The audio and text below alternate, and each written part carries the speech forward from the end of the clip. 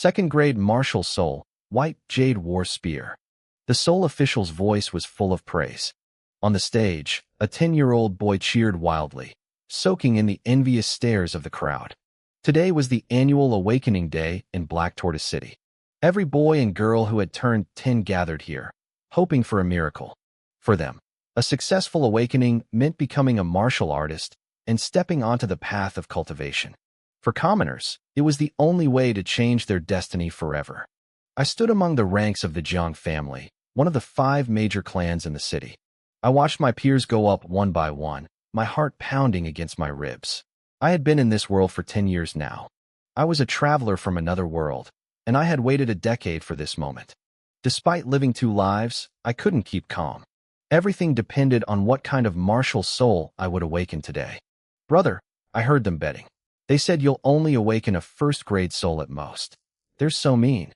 My younger sister, Jiang Shui, ran over to me. She pointed toward Jiang Ming and his group of lackeys, her face red with anger. I looked over and saw a boy dressed in expensive silk. It was Jiang Ming. He caught my eye and slowly turned his thumb down in a gesture of pure contempt. Our family was divided into different branches, and the relationship between the first branch and my second branch was tense. My father, Jiang Zhan, had been a powerful cultivator, but he was heavily injured during a mission years ago. He lost all his cultivation. Since then, my mother, Chang Wanru, had to carry the burden with her lower strength. We were easy targets for bullies. If I hadn't trained like a madman since I was a kid, we would have been trampled on long ago. Jiangming, do you want another beating? I rolled up my sleeves, revealing my sturdy, muscular arms. In this world, kids started training early to build a foundation. Because I had the mind of an adult, I trained harder and more efficiently than anyone else. Even without a martial soul, my raw strength was already close to a first-stage martial apprentice. Jiangming flinched, pulling his head back instinctively. But then he remembered where we were and started shouting. Don't act tough, Jiang Chun. I had a master read my fortune. He said I have godlike talent, and I'll awaken a 10th-grade soul. Once I do, I'm going to shove your head into a latrine. Jiang Shui rolled her eyes at his disgusting words. Behind us, the elders were watching. Jiang Su, the head of the first branch, patted his large belly and stroked his beard. He looked at my father with a fake, thin-lipped smile. Second brother, your son has been a prodigy since he was small. His skills surpass everyone his age. I'm sure he'll awaken a high-grade soul today, right? High-grade souls are rare, my father replied, a weary smile touching his pale face. If Jiang Chun can awaken a 3rd-grade soul, I'll be satisfied. I knew what he was thinking. Since he was crippled, our family status had plummeted. Even my grandfather, the clan head, had grown cold toward us. But I was my father's last hope. If I could awaken a strong soul and earn the clan's resources, our branch could regain its voice. In this world, talent was everything. The higher the grade of your martial soul, the faster you cultivated and the higher your ultimate ceiling would be. A high-grade soul could turn a beggar into a noble overnight. Even within a family, it was a meritocracy.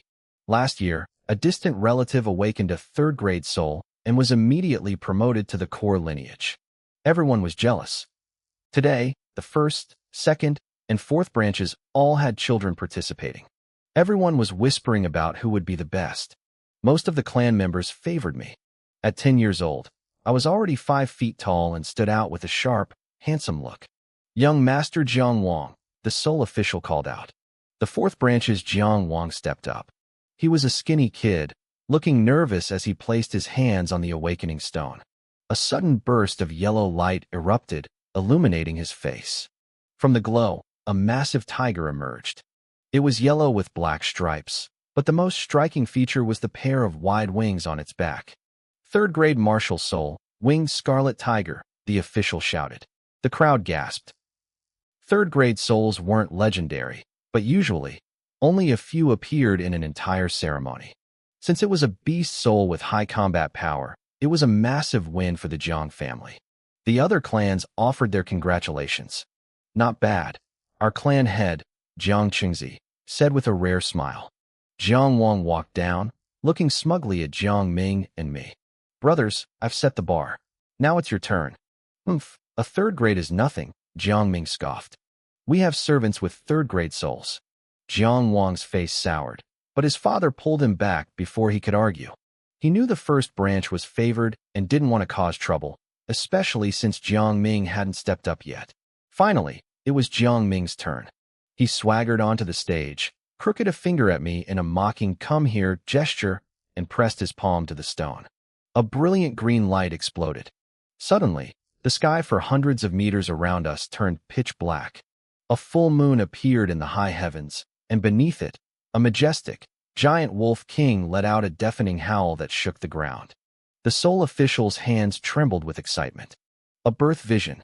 5th grade martial soul, the divine moon wolf king. The crowd went wild. Every eye was fixed on Jiang Ming. 5th grade. That was a top-tier genius that Black Tortoise City hadn't seen in 50 years. Our clan head, Jiang Qingzi, couldn't stop laughing. My Jiang family has produced a 5th grade. We are destined for greatness. The other clans looked on with eyes green with envy. They hated that such a talent landed in our laps. On stage, Jiang Ming turned around with arrogant pride. He looked straight at me. Jiang Chun, it's not the 10th grade I expected, but a 5th grade is enough to look down on this entire city. Now, it's your turn. Because a 5th grade genius had personally called me out, everyone's attention shifted to me. They saw me standing there, taller and more composed than the other kids, and began to whisper. With my looks and my reputation, surely I wouldn't be far behind? Some expected a 4th or even another 5th grade. Go, brother. You can do it. Jiang Shui cheered, clenching her little fists. Under the gaze of 1,000 people, I took a deep breath. I walked toward the stage, my heart steadying. This was it. Everything I had worked for over the last 10 years came down to this single moment. I reached out and placed my hand on the cold surface of the awakening stone. In our city, everyone knew my name. Among the great families, it was common knowledge that if I lacked talent, then no one else had a chance. The whispers had already started. People were betting I would awaken a 6th grade martial soul or higher. The heads of the other 3 families were already laughing, offering fake congratulations to my grandfather, Jiang Qingzi. They wanted to be on the winning side. Jiang Qingzi soaked up the flattery with a proud smile. Out of all his grandchildren, I was the one he bet everything on. I had been a prodigy since the cradle. I was speaking fluently before I was a year old. By 3, I had memorized 1,000 poems. By 5, I was practicing martial arts with a discipline that put adults to shame. By the time I turned 10, I could fight a first-tier martial apprentice to a standstill without even using a martial soul. The Jiang family shared a single conviction. I was destined for greatness. I was the one who would surpass our ancestors. Compared to Jiang Ming and his 5th grade soul, the expectations for me were mountainous. The entire family held its breath. I placed both hands on the awakening stone. The connection was instant. My blood began to boil. A split second later, a blinding golden light erupted from the stage. It was like a miniature sun had been born, forcing everyone to shield their eyes. The weather turned in an instant. A violent gale swept through Black Tortoise City as thick, black clouds blotted out the sun. Then, a massive, piercing roar tore through the sky. A hole opened in the dark clouds, and a pillar of 7-colored light fell from the heavens. It bathed me in a divine glow. Standing there, surrounded by the shimmering light, I felt like a god. The Seoul official was frozen in shock.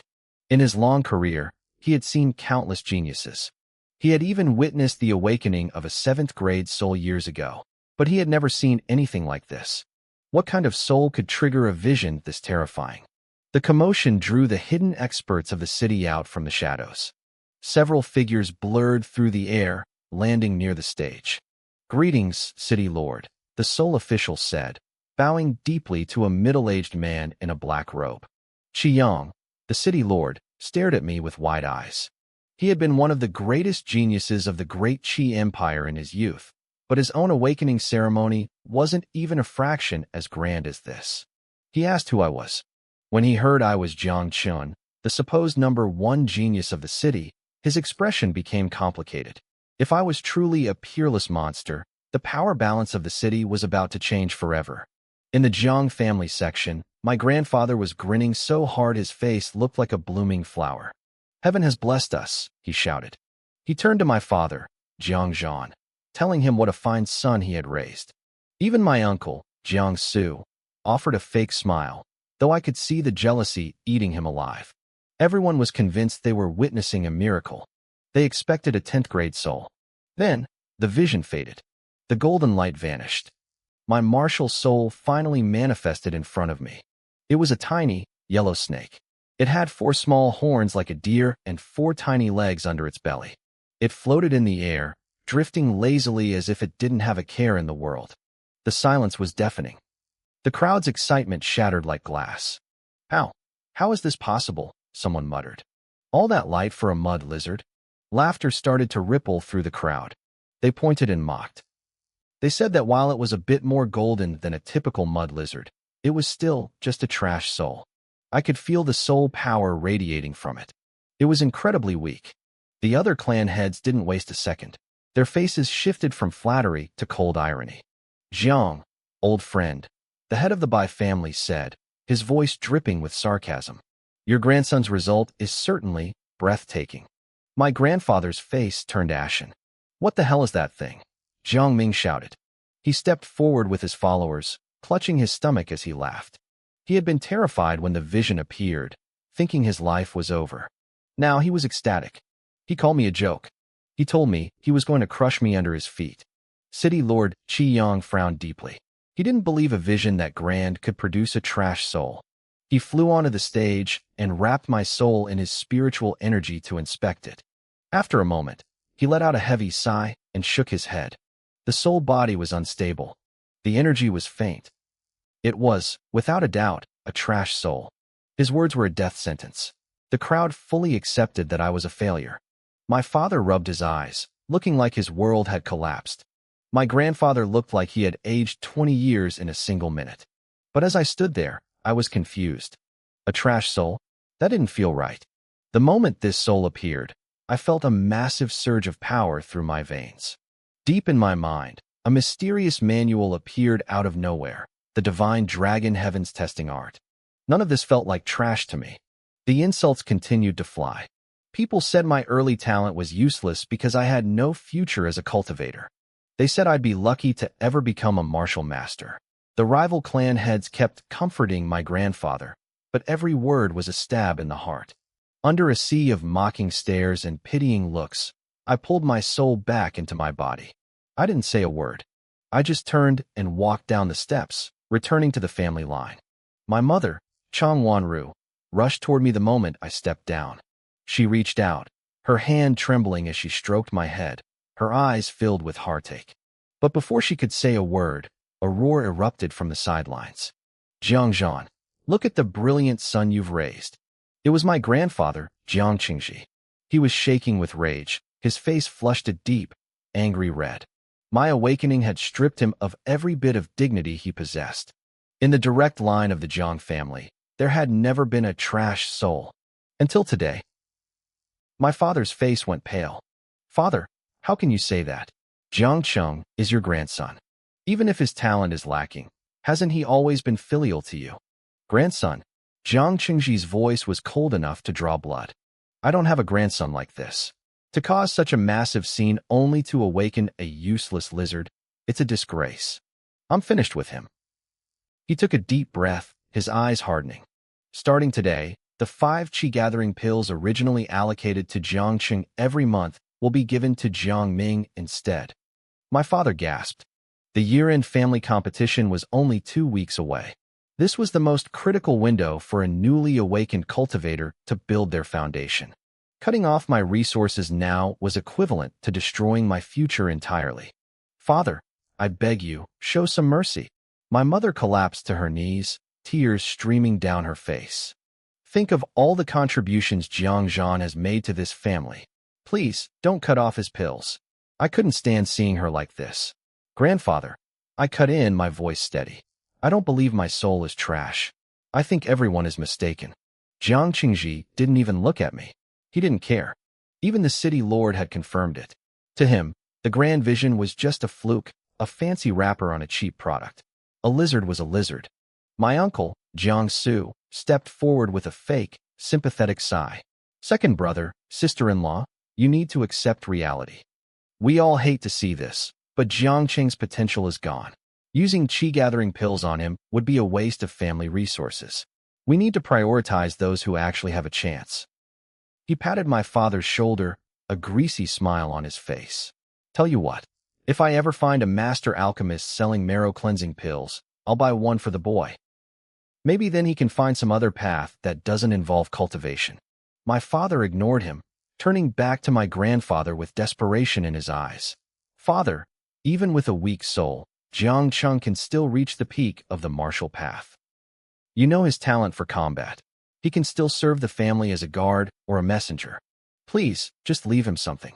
This only fueled the old man's fire. A waste. How did I father such a weakling? In the world of martial arts, the strong rise and the mediocre sink. That is the only law. He looked at my father with pure contempt. Instead of wasting time begging me, go home and try to have more sons. Maybe one of them will actually have talent, so you aren't left alone in your old age. We're done here. Take your wife and get out. Jiang Qingji turned his back on us and walked away. The rest of the clan followed, casting pitying or mocking glances at our small family. Everyone knew that from this moment on, our branch of the family was dead in the water. Without the patriarch's favor, we were lower than the servants. Hey, Jiangqing, still feeling arrogant. Jiang Ming rode up to me on his Moonwolf King, grinning from ear to ear. Your soul is trash, and now your pills are mine. Remember how you used to beat me up? The tables have turned. You're nothing now. I looked up at him, my fists clenching. Jiang Ming, get lost before I lose my temper. Oh, I'm terrified, he mocked. Keep acting tough. In 2 weeks, at the family competition, I'm going to break both your legs. I'll use your pills to get so strong that every punch I land will feel like a gift from you. Just you wait. He knew he couldn't beat me in a physical fight yet, so he quickly spurred his wolf and chased after the main group. My little sister, Jiang Shui, grabbed my hand. Her tiny face was twisted with anger. Grandfather is mean. Don't be sad, big brother. If they won't give you pills, I'll use my secret piggy bank to buy them for you. I managed a small smile and rubbed her head. Thanks, Schwer. I turned to my parents. Let's go home. I need to start training. In 2 weeks, I'm going to put them all in the dirt. My father nodded, though his expression was hollow. He clearly thought I was just acting brave to comfort him. We climbed into our carriage and headed back to our secluded courtyard. The moment we arrived, I went straight to the wooden training dummy I had been punching for months. I took a stance and threw a light strike. Crack. The solid wood snapped in half. My eyes widened. I walked over to a massive stone millstone, something I usually struggled to even tilt. I reached down, gripped the edge, and lifted it over my head with a single hand. It felt light. I knew it. I whispered, a surge of excitement hitting me. My power has increased several times over. This isn't how a trash soul behaves. I went inside my room and summoned the lizard. The small yellow creature appeared, floating in the air before nuzzling my cheek affectionately. Up close, I noticed things the others had missed. It looked weak, sure, almost malnourished. But on its head were 2 tiny, hard bumps. Under its belly, its 4 small claws had 5 distinct digits. It looked like a juvenile that hadn't finished growing. I thought about the manual in my head, the divine dragon heavens testing art. A shocking realization began to take hold. What if this wasn't a lizard at all?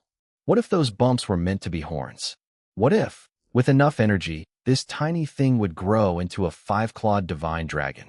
The vision, the strength, the mysterious technique, it all pointed to one thing. I wasn't a failure. I was just getting started.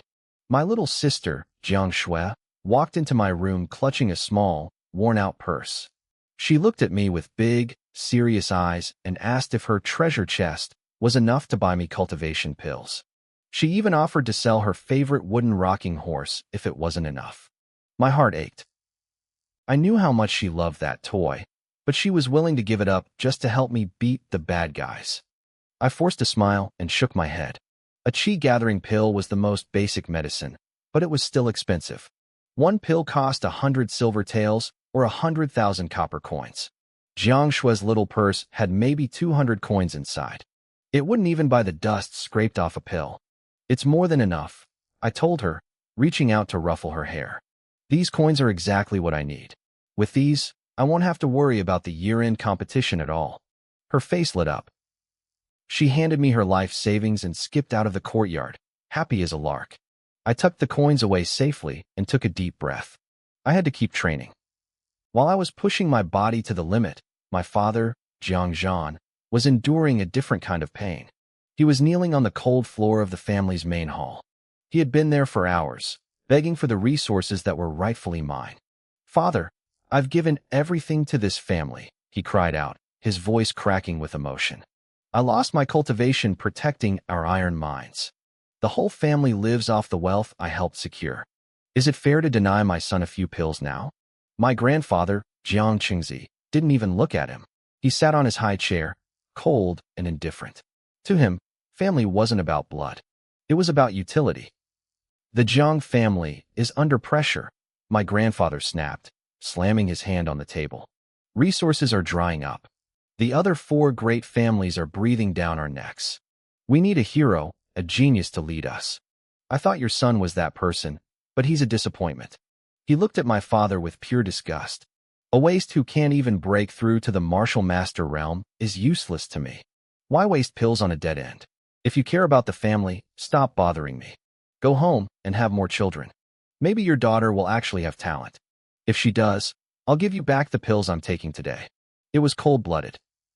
My father stared at him, his hope finally shattering. He had never dared to talk back to the patriarch before, but today, he reached his breaking point.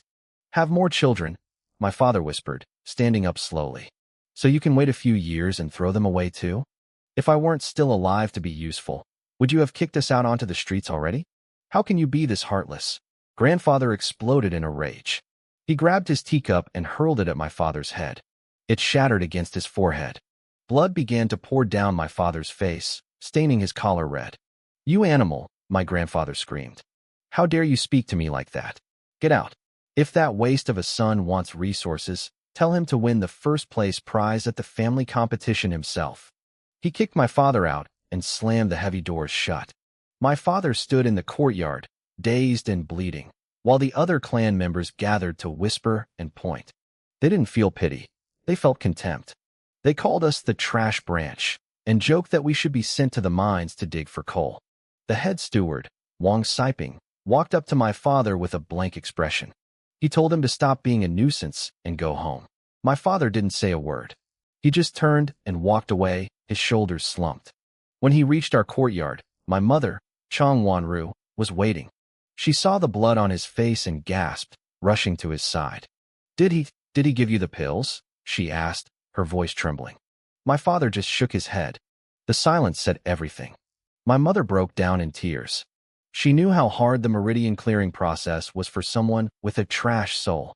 "Without those pills, I stood no chance in the competition in 2 weeks. It's okay," my father said, his voice low and raspy. "I'll find a way. I'll sell everything we have left. I won't let our son fall behind." My mother looked around our sparse home and cried harder. We had nothing left to sell. Most of her dowry had already been spent years ago to pay for my father's medical treatments after he was crippled. We were backed into a corner, and the whole world was waiting for us to fail. My father stood in our sparse living room, his face bruised and his spirit crushed. He looked at my mother and forced a bitter smile. He told her that even if we had nothing, we had to find a way. He couldn't give me a legendary talent, but he was determined to help me survive the upcoming family competition. My mother, Chang Wanru, remained silent for a long time. She wiped the tears from her eyes with a handkerchief and walked into the bedroom. A moment later, she returned holding a crystal-clear emerald jade bracelet. It shimmered in the dim light. Without a word, she pressed it into my father's trembling hands. "Take this and pawn it," she said softly. "Take whatever they give you and buy chi-gathering pills for our son." My father's eyes widened. He stared at the bracelet, his entire body shaking. They had been married for years, and he knew exactly what that piece of jewelry meant. It was the only thing left from the Chang family after they were wiped out years ago. It was her only connection to her dead parents, a treasure she had protected for a lifetime. Now, she was giving it up for me. "Don't say anything," she whispered, her eyes red. "It's just an object. If it's gone, I won't have to look at it and feel sad anymore. Just go. Do it quickly. Our son is waiting. She turned and walked back into the room without looking back. My father stood in the courtyard, clutching the jade. He looked smaller, his back more hunched than I had ever seen. Suddenly, he raised his hand and delivered a deafening slap to his own face. Then, he turned and disappeared into the night. Later that evening, there was a knock at my door. I stopped my cultivation and opened it to find my father standing there. He looked disheveled, covered in stubble, and utterly exhausted. "Father, what are you doing here?" I asked, surprised. Before I could say another word, he thrust a porcelain bottle into my hand. I pulled the cork and looked inside. It was filled with small black pills, at least a dozen of them. "These are chi-gathering pills," he said, turning his head away so I couldn't see his expression. "Don't think about anything else. Just focus on your cultivation." He left as quickly as he arrived. I watched his retreating back, a heavy feeling growing in my chest. My intuition told me something was wrong. We didn't have the money for this many pills. I left my courtyard and headed toward the third branch's living quarters. In the entire Jiang family, the third branch was the only one that treated us like humans. A year ago, I had protected their young son, Jianghua, from some bullies. Their situation wasn't much better than ours. The head of their branch, Jiangzhe, had died in the same resource war that had crippled my father. Now, it was just a widow and her son, struggling to survive. I knocked on their old, dusty door. Jianghua, a thin boy with a sickly complexion, pulled it open. He smiled when he saw me, but the smile quickly faded into a look of pity. "Brother Chen, why are you here?" he asked. "My mom said you just awakened your soul. Shouldn't you be training for the competition?" He thought I was depressed because of my trash soul. He didn't know that in just a day and a half, I had already cleared 2 meridians. My strength was already growing faster than those using expensive pills. "Stop looking at me like that," I said, flicking him on the forehead. He yelped in pain, rubbing his head and looking at me with grievance. "Tell me the truth," I demanded. "Have you heard anything about my parents today?" My father acted strange earlier. Jianghua's expression turned complicated. "You don't know? This morning, Grandpa hit Uncle Jean with a teacup and kicked him out of the main hall. By this afternoon, word got out from the Qian family pawn shop.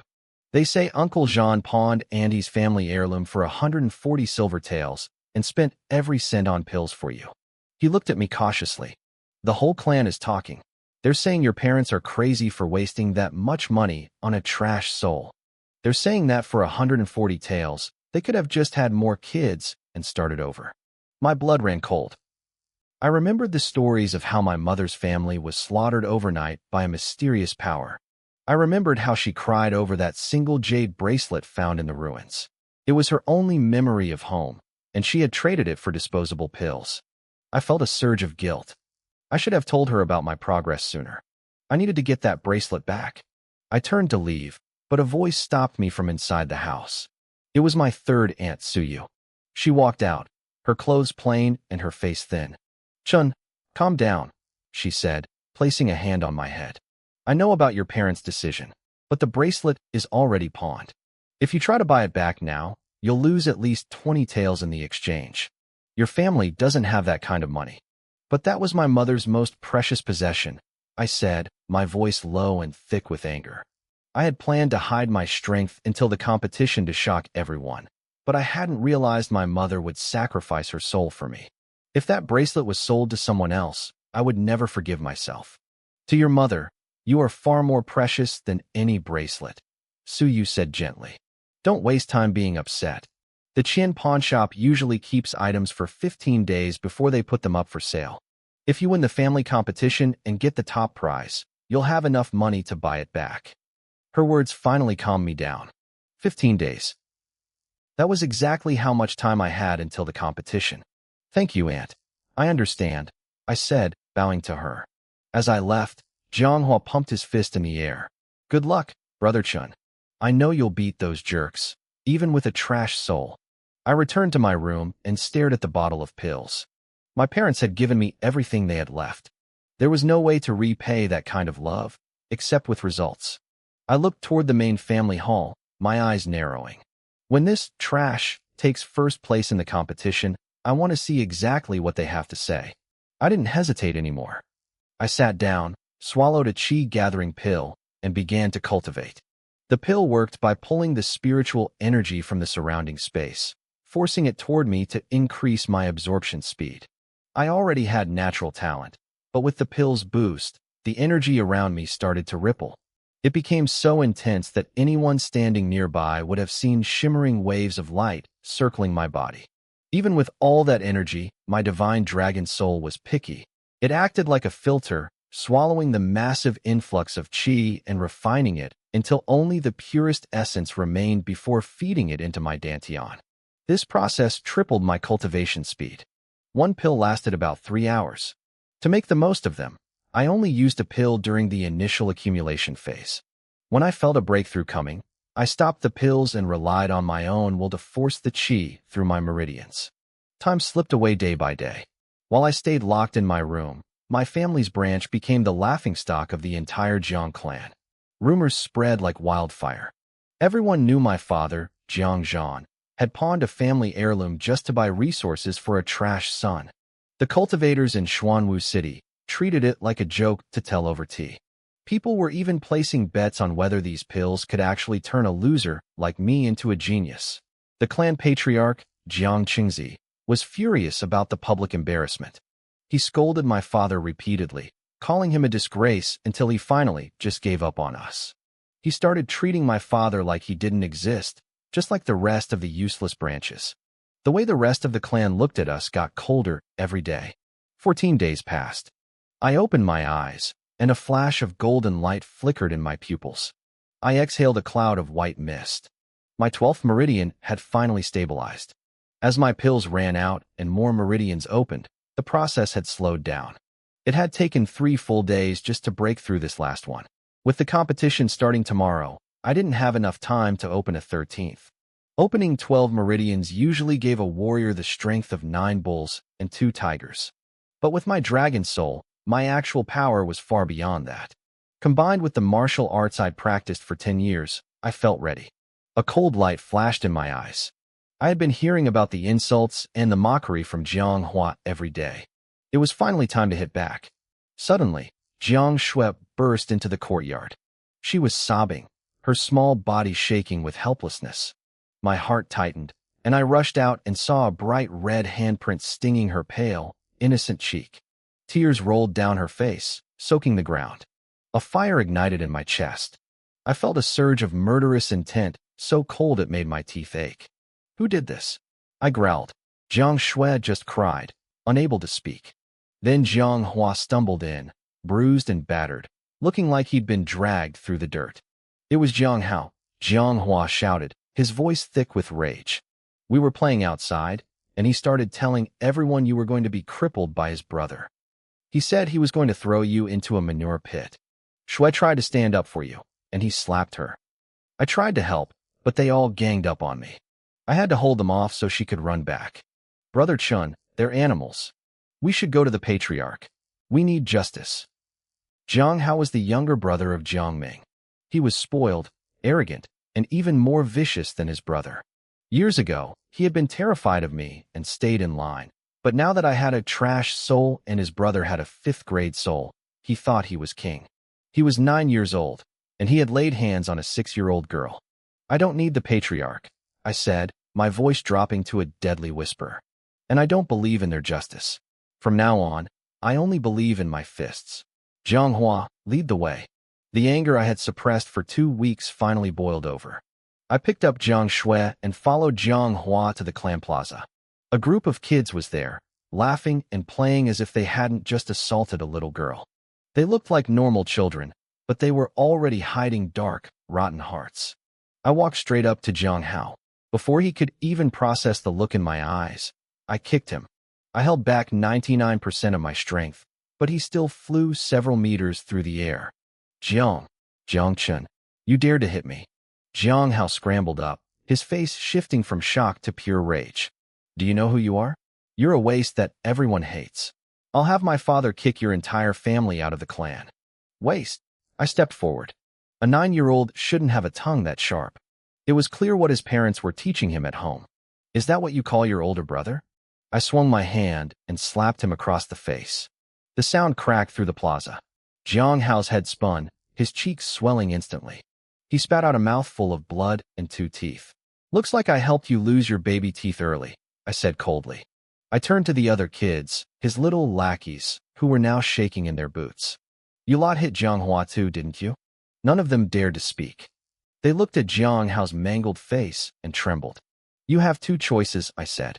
Slap yourselves 10 times and apologize to Jiang Hua, or I'll do it for you. They didn't wait. They started slapping their own faces, sobbing and apologizing to Jiang Hua. I could see the resentment in their eyes, though. They were probably planning to tell their parents the moment I left, thinking their branch status would protect them and get me punished 100 times over. You're finished, Jiang Chun. Jiang Hao screamed, pointing a shaking finger at me. My parents and my brother won't let this go. Then bring them, I replied. Bring your father. Bring your brother. I'll be waiting for all of them. I want to see exactly how they raised a beast who thinks it's okay to hit his own little sister. I didn't give him another look. I turned and walked away with Jiang Shui and Jiang Hua. This wasn't just a playground fight. This was the first crack in the wall they had built around my family. Before, they feared me. Now, they thought we were weak enough to prey on. Tomorrow, at the competition, I was going to remind them why they were afraid in the first place. The fact that Jiang Hao and his cronies felt they could lay a finger on Jiang Shui and Jiang Hua was proof of one thing. The entire Jiang family had stopped respecting our branch. In this world, being weak was a death sentence. There were no laws here to protect the vulnerable. Only the law of the jungle where the strong devoured the weak. Shui, does it still hurt? I asked as we left the square. My voice softened, and I reached out to gently touch the swelling on her cheek. My heart ached seeing her like this. It doesn't hurt anymore, Jiang Shui said, shrinking back slightly but with a bright, excited spark in her eyes. Brother, you were so cool back there. You kicked that nasty Jiang Hao so far he lost 2 teeth. He totally deserved it. She laughed, and I realized that while her face might still sting, her spirit was soaring. That single kick had swept away the dark clouds that had been hanging over our family for weeks. But Brother Chun, Jiang Hua whispered, his voice trembling with worry. Jiang Hao is just a kid, but his father and brother are the pride of the clan right now. If they come looking for trouble, I don't think the patriarch will step in to help us. Don't worry, I said calmly. They started it. We have the truth on our side. No matter how arrogant the main branch is, they can't cross the line openly. Besides, clan rules forbid elders from interfering too much in fights between the younger generation. As for what comes next, I'll make sure everyone knows at the year-end competition that I'm not someone they can bully. Jiang Hua didn't quite understand where my confidence was coming from, but he nodded anyway. When we reached our courtyard, my parents, Jiang Zhan and Chang Wanru, were waiting for us. They had been happy to see me out of meditation, but that joy vanished the moment they saw the bruises on the kids' faces. What happened? Shui, Jiang Hua? Who did this? My father demanded. I gave them a quick rundown of the fight. As my mother listened to how the main branch kids were treating us like prey, her eyes turned red. My father's face went pale, his fists clenching so hard his knuckles turned white. He was furious, but I could see the helplessness in his eyes. In this world, being powerless was the ultimate sin. I'm sorry, my father sighed, his voice heavy with defeat. I used to think my greatest value was bringing wealth and status to this family. Now I see that family interest is a joke. I slaved away for decades for them, and this is my reward. I brought this on myself. He had been thinking about this a lot lately. He knew that if he still had his cultivation, if he were still a high-level martial master, it wouldn't matter if his son had a trash soul. His status alone would have guaranteed us a life of peace. Now, he had to watch his son be denied resources and his daughter be slapped in the street. For a man like him, it was the ultimate humiliation. Father, don't worry, I said, trying to comfort him. From now on, you have me. Before I could tell him about the progress I'd made during my closed-door cultivation, several uninvited guests marched into our courtyard. Second brother, your son Jiangchun really did a number on my Howard. The voice belonged to Jiangsu, the head of the main branch. He walked in looking righteous and offended, followed by his eldest son, Jiang Ming, and a sobbing Jiang Hao, whose face was still a purple mess. I've treated your branch well over the years, Jiangsu shouted, loud enough for the neighbors to hear. What did my son do to deserve such a beating? Are you trying to force me to forget our blood ties and punish Jiang Chun myself? Behind them, the parents of the other kids I'd intimidated showed up too, creating a chorus of outrage. Jiang Chun, you're an awakened adult. How could you bully children? Are you even human? Jiang Zhan, you owe us an explanation. Look at what your little beast did to my son. Before my awakening, these people wouldn't have dared to breathe in my direction. But now that they saw us as a family of cripples and losers, they had no fear. My mother pulled Jiang Shui close, her face turning white. My father was shaking with rage. You're all so blind. If your children hadn't bullied my daughter first, would Chenner have touched them? He pointed at the handprint on Jiang Shui's face. A few of the parents hesitated. They had seen their kids' injuries and rushed over for revenge without asking what started it. They looked at their children, who suddenly found their shoes very interesting. The truth was written all over their guilty faces. Even so, Jiang Su snapped, frowning. Jiang Chun shouldn't have been so heavy-handed. He's an awakened warrior now. His strength is on a different level. These kids haven't even awakened yet. Beating them like this over a small friction is not how an older brother should act. Jiang Ming stepped forward, a sneer plastered on his face. Honestly, Jiang Chun, I think you weren't protecting your sister at all. You were just frustrated because you awakened a trash soul, and you took it out on my little brother. He might have said a few mean things to that bratty girl, but he didn't deserve this. You're just a bully. It was sickening. They knew exactly what kind of brat Jiang Hao was, yet they stood there twisting the truth. I looked at the father and son duo, my voice turning ice cold. Do you feel even a shred of guilt saying that? Probably not. Otherwise, you wouldn't have raised such a dog. Jiang Hao insulted my family. My sister spoke up, and he slapped her. If Jiang Hua hadn't stepped in, she would have been hurt much worse. I only hit Jiang Hao. The others slapped themselves. If anything, I was too kind. I took a step forward, staring Jiang Su in the eye. Tell me, uncle, why are you attacking us like this?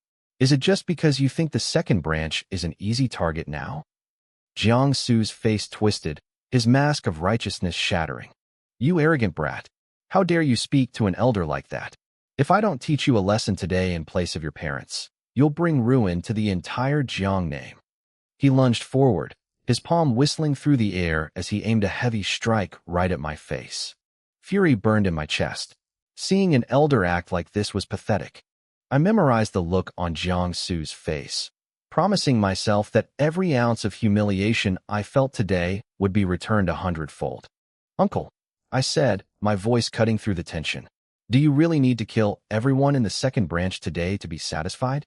My father, Jiang Zhan, stepped in front of me at the last second. His words were sharp, and they made Jiang Su's hand freeze midair. I know I'm a cripple now, my father growled, his voice trembling with rage. It's natural for you to look down on me. But the contributions I made to this family are etched in stone. You and the third branch are living off the resources I risked my life to secure.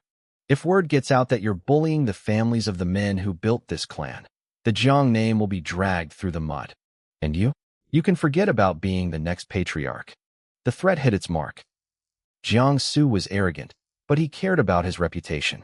He wanted the throne, and he couldn't have the elders or the townsfolk seeing him as a tyrant who attacked his own kin.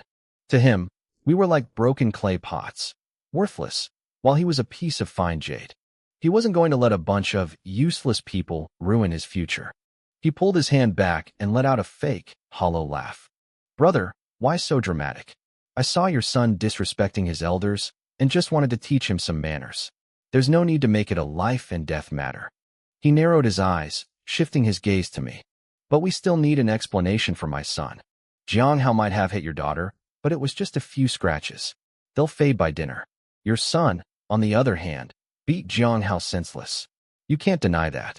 What kind of explanation do you want? I asked coldly. Jiang Su looked at his older son, Jiang Ming, and a nasty smile played on his lips. I don't want people saying I'm a bully. So, let's let the younger generation settle this themselves. Tomorrow is the year-end competition. Jiang Chun, regardless of which round you lose in, you will have a match against my son, Jiang Ming. Win or lose, after that fight, the debt is settled. What do you say? The crowd gasped. My parents' faces went pale. This wasn't a fair deal. I had a trash soul, while Jiang Ming had a grade 5 soul, one of the best in the city. On top of that, the clan had given Jiang Ming 10 chi gathering pills to prepare. He was going into that fight with overwhelming power. No, my father shouted. Jiang Ming is a grade 5 talent. It's not a fair match. The competition is for testing cultivation, not for settling personal grudges. I won't allow it. My father was willing to take the insults himself, but he wouldn't stand by and watch me get crushed. He knew Jiang Su was setting a trap. Jiang Su's face darkened. Brother, I'm trying to be reasonable here. Are you saying I can't touch him, and my son can't touch him either? Does that mean my Hauer was beaten for nothing? Or do you think your past glory gives you the right to be lawless in this house? Jiang Ming stepped up beside his father, chin tilted high. That's right, uncle. Don't be a bully just because you're older. It was disgusting. They were flipping the script, acting like they were the victims. My father clenched his fists, ready to argue further, but I stepped forward and spoke before he could. Fine, I accept. The courtyard went silent. Everyone stared at me like I'd lost my mind. Even Jiang Su and Jiang Ming looked stunned. They expected me to cower, not agree so decisively. Chun'er, no, my mother cried, grabbing my arm and trying to cover my mouth. Mom, Dad, don't worry, I said, gently pulling away. I looked straight at Jiang Su. You want me to fight Jiang Ming? I'll do it, but not for free. Since your family started this, you need to make it worth my while. Let's put a wager on it. A plan was forming in my head. No one knew I had already cleared all 12 of my meridians. I could use their arrogance against them to get the resources I desperately needed. Jiang Su laughed loudly. A wager? I thought you'd lost your nerve, but it seems you've got some spark left. Fine. What do you want? He wasn't worried. To him, a grade 5 soul losing to a trash soul was a joke that hadn't happened in 100 years. Since it's during the year-end competition, I said calmly, let's bet our ranking rewards. Whoever loses has to give their entire prize from the tournament to the winner. The crowd murmured in surprise. I was aiming for the top prizes? It was bold, bordering on insane. Jiang Ming laughed in my face. Jiang Chun, I never realized you were so delusional. Or are you just giving up and handing me your prize early? Fine. The rewards are great, but I don't exactly lack resources. If you want to lose them to me, I'll take them. Jiang Su shook his head with contempt. A waste of breath. You think a little bit of martial arts training can bridge the gap between our talents? My son has improved massively in the last 2 weeks. You have no chance. But fine, I agree. Don't you dare back out tomorrow. With a final sneer, Jiang Su led his sons away. The crowd dispersed, the entertainment for the day finally over. Chun'er, you were too impulsive, my father said, his voice heavy with worry. The gap between a trash soul and a grade 5 soul is like heaven and earth. This is a disaster. He looked at me with a mix of love and pain. I knew he was remembering the days when he was the strongest, when Jiang Su wouldn't have dared to look him in the eye. Now that he was useless, the vultures were finally circling. But they didn't realize one thing. I wasn't a lizard. I was a dragon. And tomorrow, I was going to show them exactly what that meant. They didn't care about blood ties or family loyalty. All they saw was a hierarchy, and we were at the bottom. Dad, Mom, I said, my voice steady. I'll say it one more time. You don't need to worry about this. My progress over the last 2 weeks is much greater than you can imagine. I shook my head, giving them a reassuring look before heading back to my own courtyard. With less than a day left until the competition, sitting in meditation wouldn't give me any major breakthroughs. It was time to polish my martial arts. Before a soul awakens, you can't use high-level rank techniques, so I had spent years practicing basic skills to toughen my body. My basic footwork, fist techniques, and sword skills were already at the great perfection stage. Combined with the power of my 12 open meridians, securing a decent rank wouldn't be hard. However, the year-end competition would definitely include older martial disciples with more than 12 meridians. Defeating them wouldn't be easy. I needed a trump card, and I had less than half a day to master it. I walked to the corner of my room and dug through a dusty storage box. At the very bottom, I found a yellow-covered manual. It was a yellow-grade low-rank technique called Drawing Sword Slash. Even though it was the lowest grade among the Heaven, Earth, Mysterious, and Yellow ranks, it had explosive power that most techniques at its level lacked.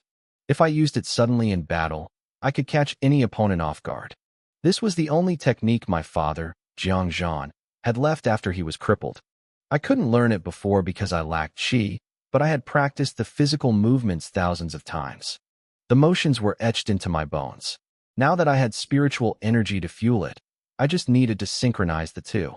I grabbed my training iron sword and bolted the courtyard gate. In the world of martial arts, speed is everything. The essence of the drawing sword slash was a single word: fast. Without qi, I could already draw and strike with precision. With qi, I could multiply that speed several times over. My only issue was adapting to the sheer velocity of the move. I trained for hours, my focus sharpening until the world around me blurred. I stood still as a pine tree, my eyes tracking a single falling leaf like a hawk. Suddenly, I stepped forward. My hand blurred. A flash of cold light erupted, and the wooden training dummy in front of me snapped clean in half before the sound of the wind even registered. The next morning, the year-end competition began. It was a tradition in Black Tortoise City for every major clan to hold these trials, leading up to the massive spring competition where all the families competed together. The Jiang family's martial arena was packed.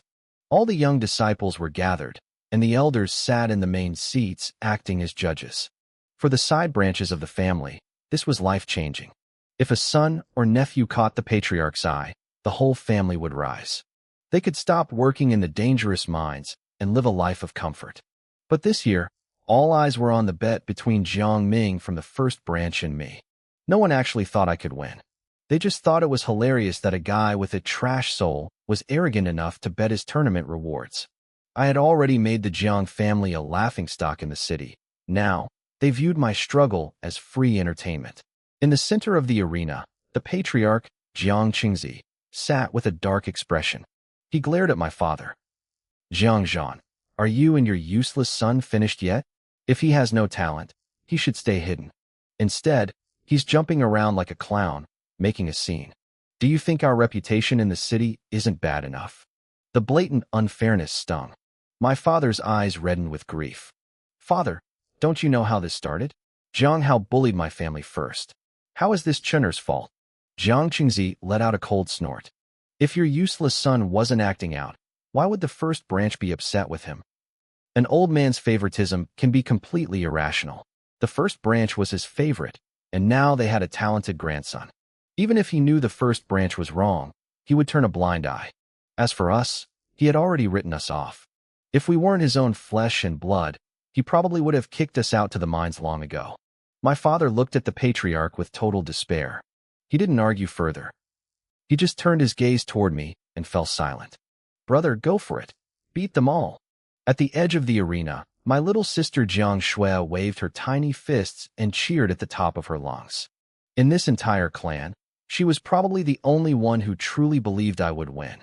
I gave her a thumbs up and waited patiently, ignoring the mocking whispers of the other teenagers. The competition was open to anyone under 20 who hadn't reached the martial master stage. Since Jiang Ming, Jiang Wang, and I had just awakened our souls 2 weeks ago, we were the youngest and least experienced. Nobody expected us to rank high. 2 weeks of cultivation was nothing compared to those who had been training for years. Even if I beat Jiang Ming, I might not win enough resources to matter. "Jiang Chun, do you really have confidence?" A voice spoke beside me. It was Jiang Wang. He looked conflicted. Before the awakening, we were close, and I used to protect him from Jiang Ming's bullying. Now that I was a failure, he didn't know whether to stay my friend or stay away. I smiled at him. "I have a bit of confidence, yeah." Jiang Wang sighed.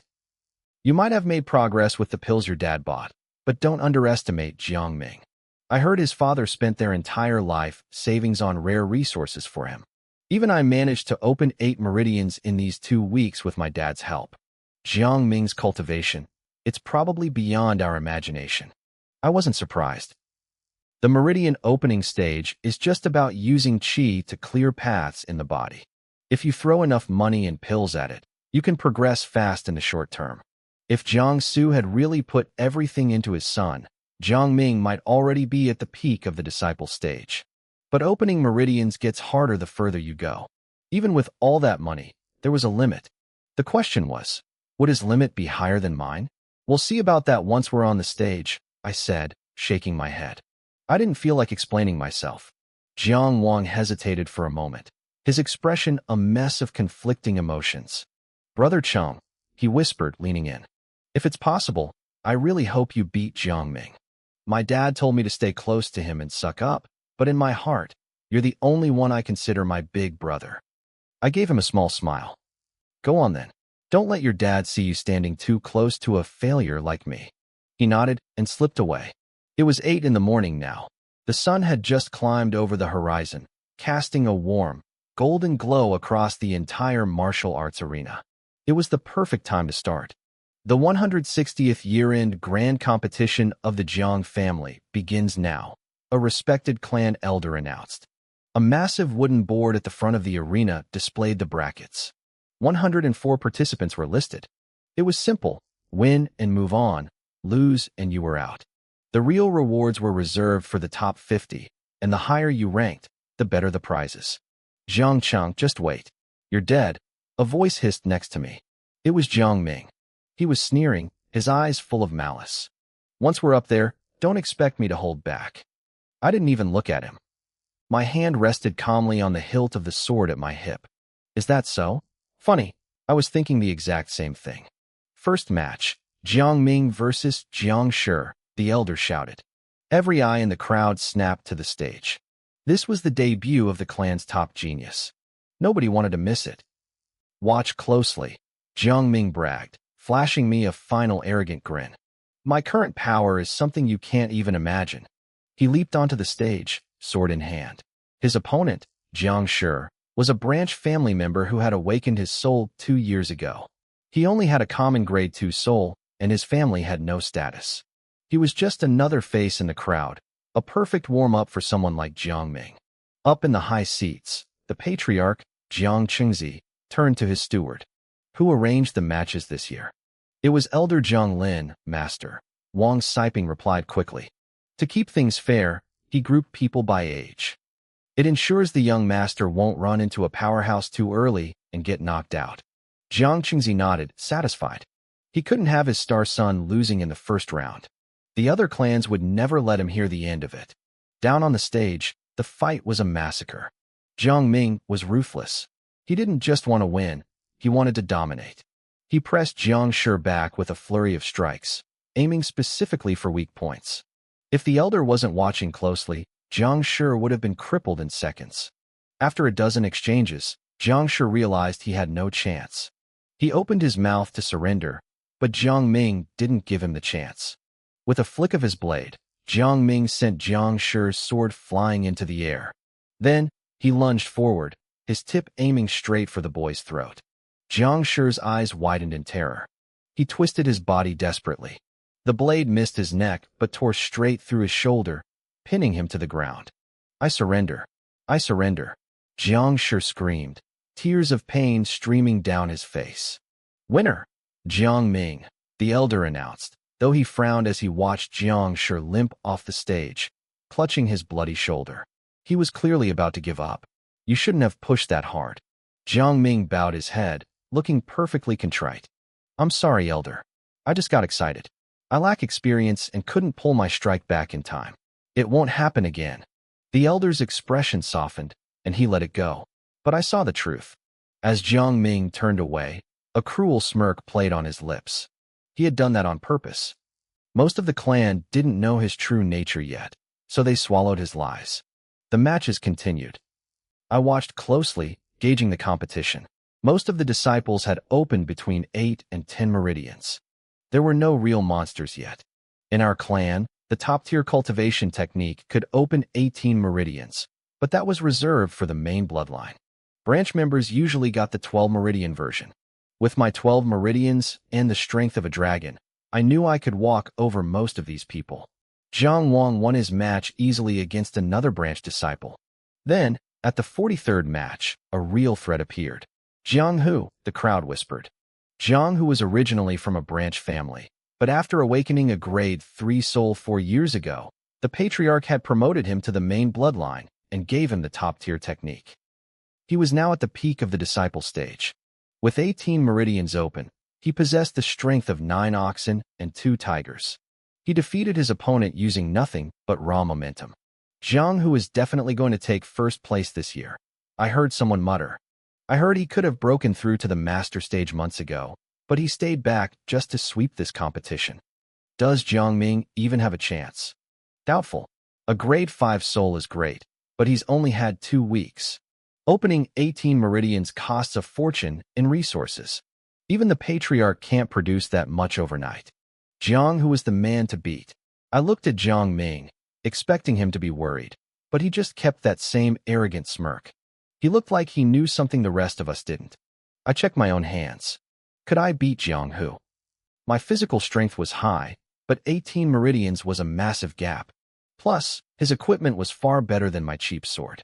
I'd have to give it everything I had. Match 52. Jiang Cheng versus Jiang Xia. The arena went silent, then erupted in whispers. Aside from Jiang Ming and Jiang Hu, I was the one everyone wanted to see. I was the former #1 genius who had fallen from grace. They wanted to see how far a man with a trash soul could actually go.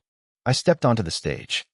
My opponent was a tall, broad-shouldered guy holding a massive, heavy saber. I'm Jiang Xia, he said, cupping his fists. He didn't look down on me. I awakened 2 years ago, and I've opened 8 meridians. Watch yourself. He didn't waste time. He lunged forward, swinging that heavy blade in a vertical arc meant to crush me. 8 meridians? That was nothing. I didn't even draw my sword fully. I used a simple foundation footwork step, sliding half an inch to the left. The saber whistled past my ear. Before he could recover his balance, I stepped into his guard. The tip of my sheathed sword tapped against his throat, right over his carotid artery. The crowd gasped. What a solid foundation, the referee elder whispered, his eyes widening.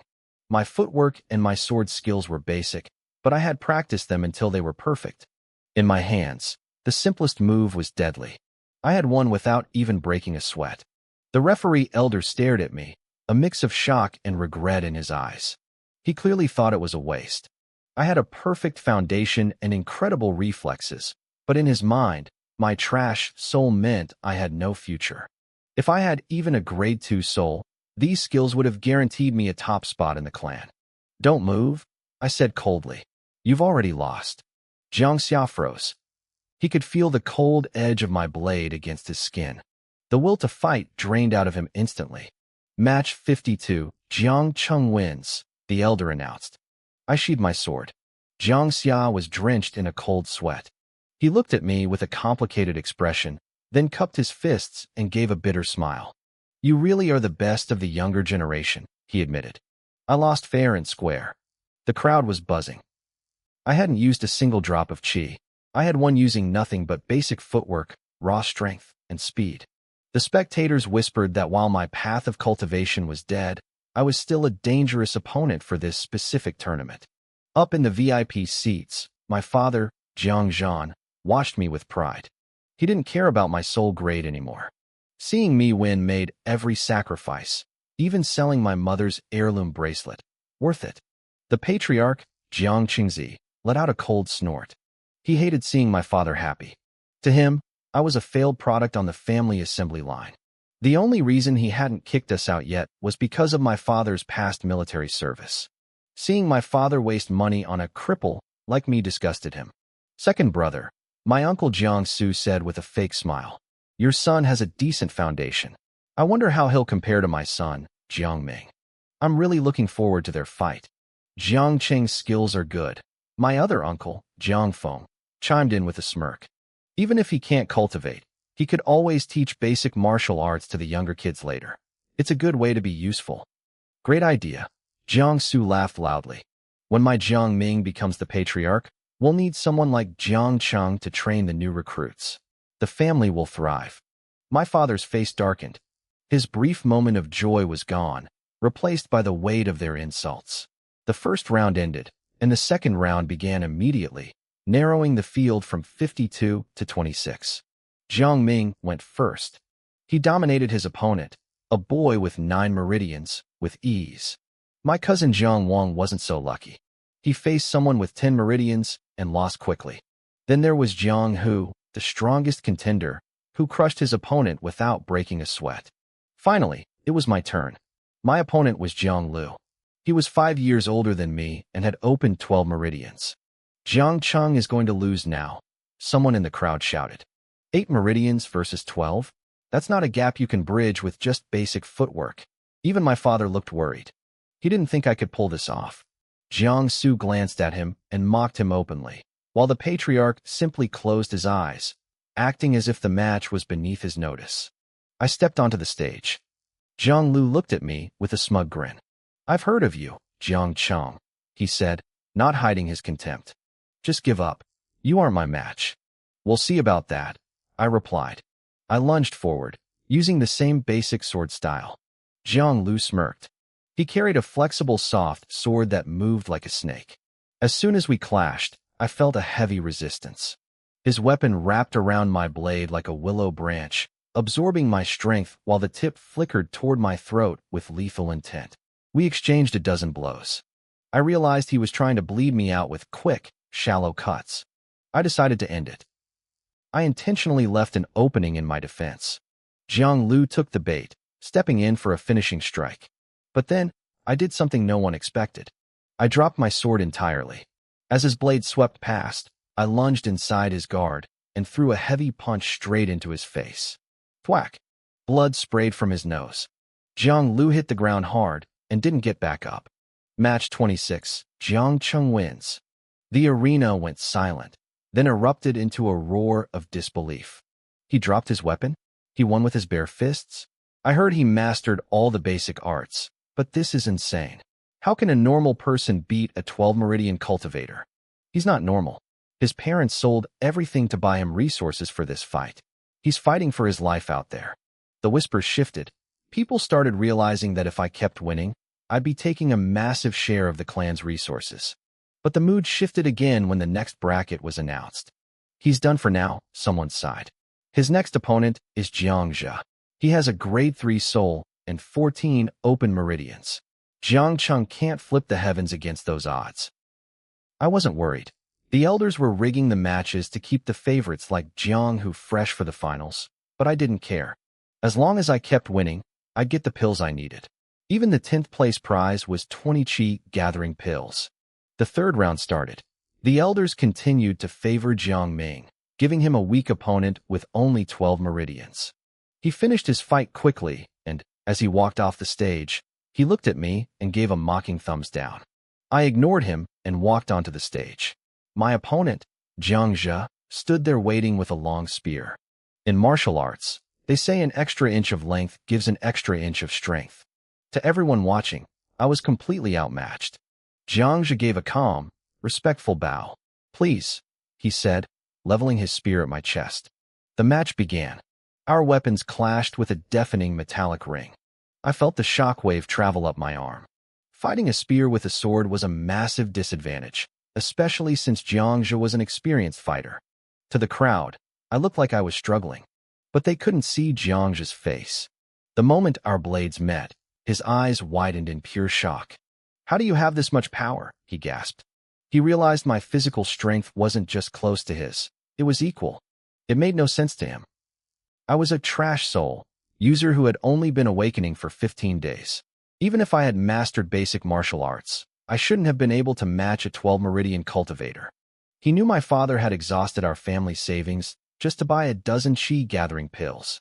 In his mind, no amount of pills could turn a failure into a monster in 2 weeks. I didn't bother explaining. I used my footwork to ghost around his spear thrusts, countering with quick, sharp sword strikes. Jiang Zhe scrambled to defend, his initial calm vanishing. Down in the stands, the atmosphere shifted. Even the patriarch, Jiang Qingzi, was frowning. My uncle, Jiang Su, turned to my father with a dark look. Second brother, how many resources did you actually buy for him? He was convinced my father was hiding a secret fortune.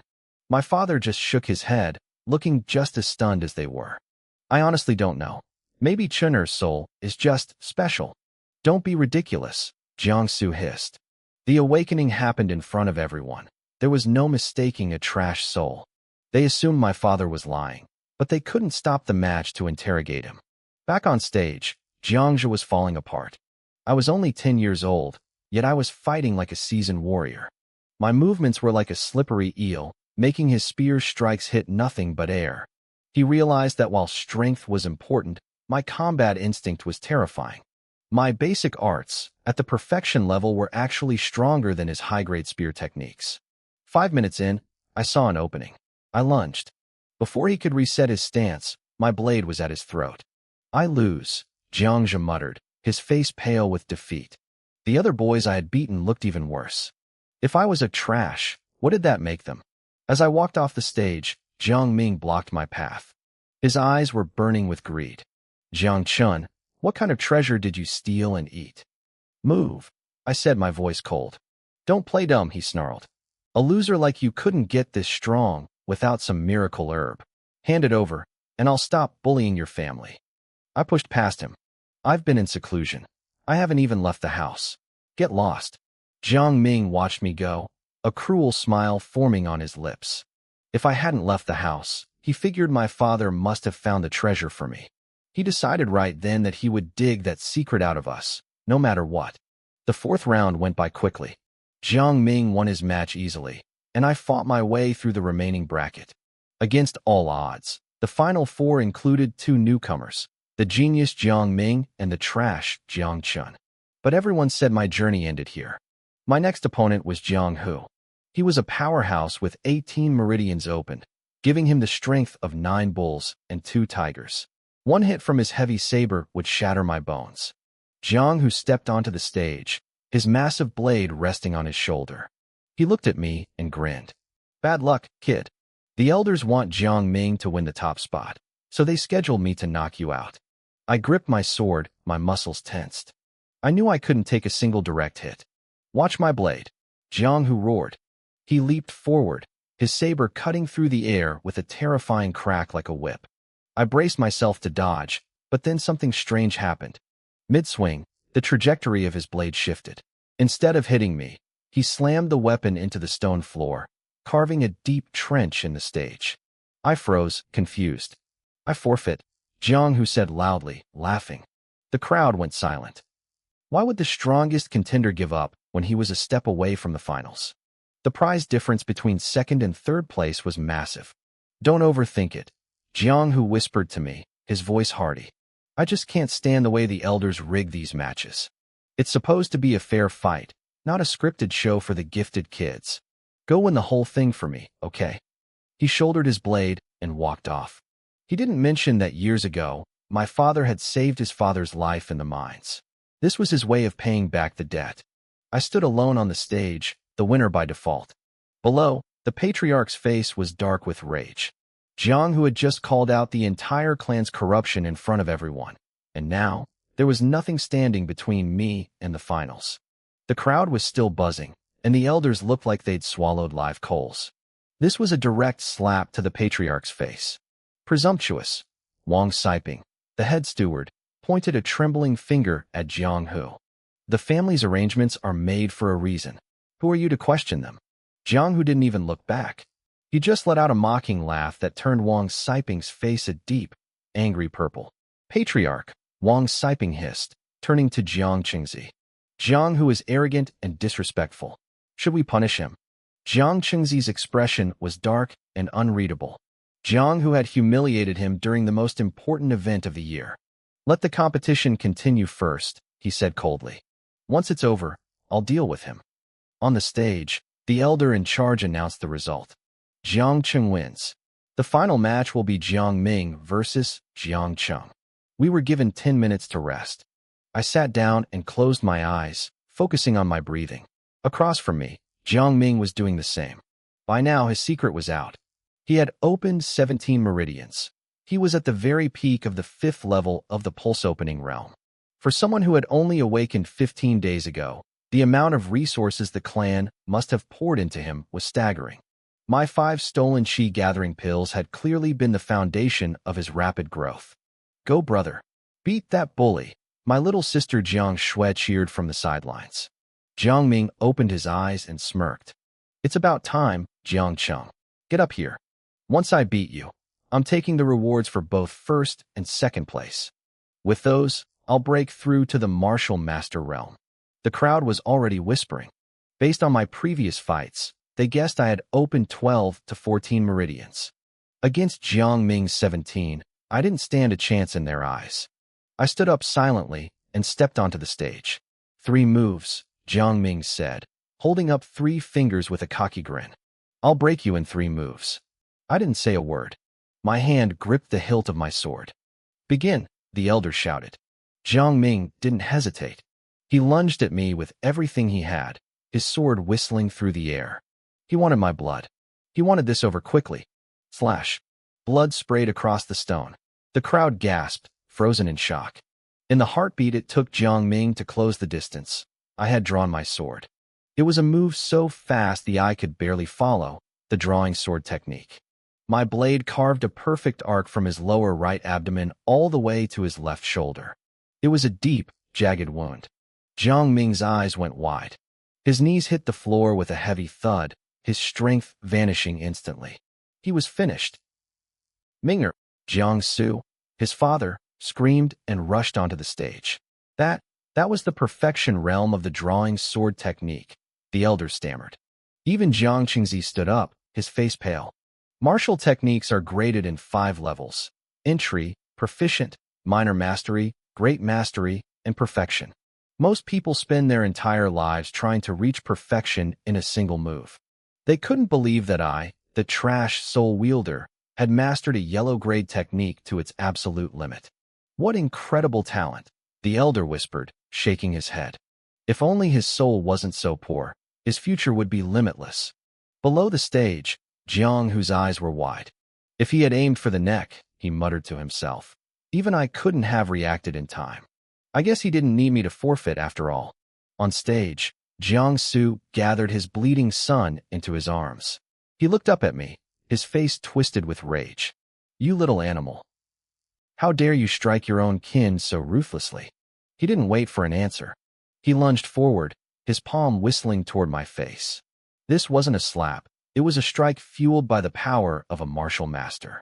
If it hit, I'd be dead or crippled. Stop!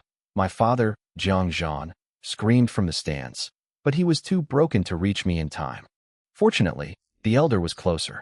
He caught Jiang Su's wrist just inches from my face. Enough, Jiang Su. Injuries are inevitable in a duel. Your son's wounds are only skin deep. You cannot attack a junior over this. I stared coldly at Jiang Su. I felt the killing intent in his eyes. If the elder hadn't stepped in, he would have ended me right there. He wanted me to end up just like my father. You dare glare at me? Jiang Su barked. You want to die? The crowd began to murmur. Even for this clan, Jiang Su was crossing a line. Patriarch, my father shouted, his voice trembling with fury. Jiang Su tried to kill my son. I demand justice. Jiang Qingzi didn't even look at him. He waved a dismissive hand, as if he were shooing away a fly. Enough. Jiang Su was just acting on impulse. No harm was done. Let it go. Let it go, my father's voice cracked. That strike was aimed at his head. My mother, Chang Wanru, looked like she was about to faint. I said enough. Jiang Qingzi slammed his hand on the table, the wood cracking under his palm. Are you questioning me? Look at the stage. The only one injured is Jiang Ming. Your son is a menace. If Jiang Ming is too hurt to join the Qingyang sect next month because of this, your waste of a son will be the greatest criminal in the Jiang family history. It was clear where his loyalties lay. To him, Jiang Ming was the future of the clan. I was just a boy with a lizard soul who had gotten lucky. And another thing, Jiang Qingzi continued, his voice dripping with contempt. I heard your son made a bet with Jiang Ming for the competition rewards. Ridiculous. Those resources are too valuable to be gambled away. Your son has reached his limit anyway. More resources would be a waste on a lizard soul. The bet is void. In fact, give the second-place rewards to Jiang Ming as well. It's decided.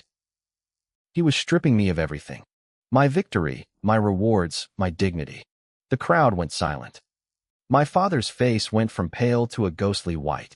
My mother collapsed into her seat, weeping silently. I felt a cold, sharp killing intent rising in my chest. These people, my so-called family, were trying to drive us into a grave. No, my father said. His voice wasn't loud, but it cut through the air. Don't say another word. He stood up, his eyes burning with a fire I hadn't seen in years. The years of abuse and humiliation finally hit a breaking point.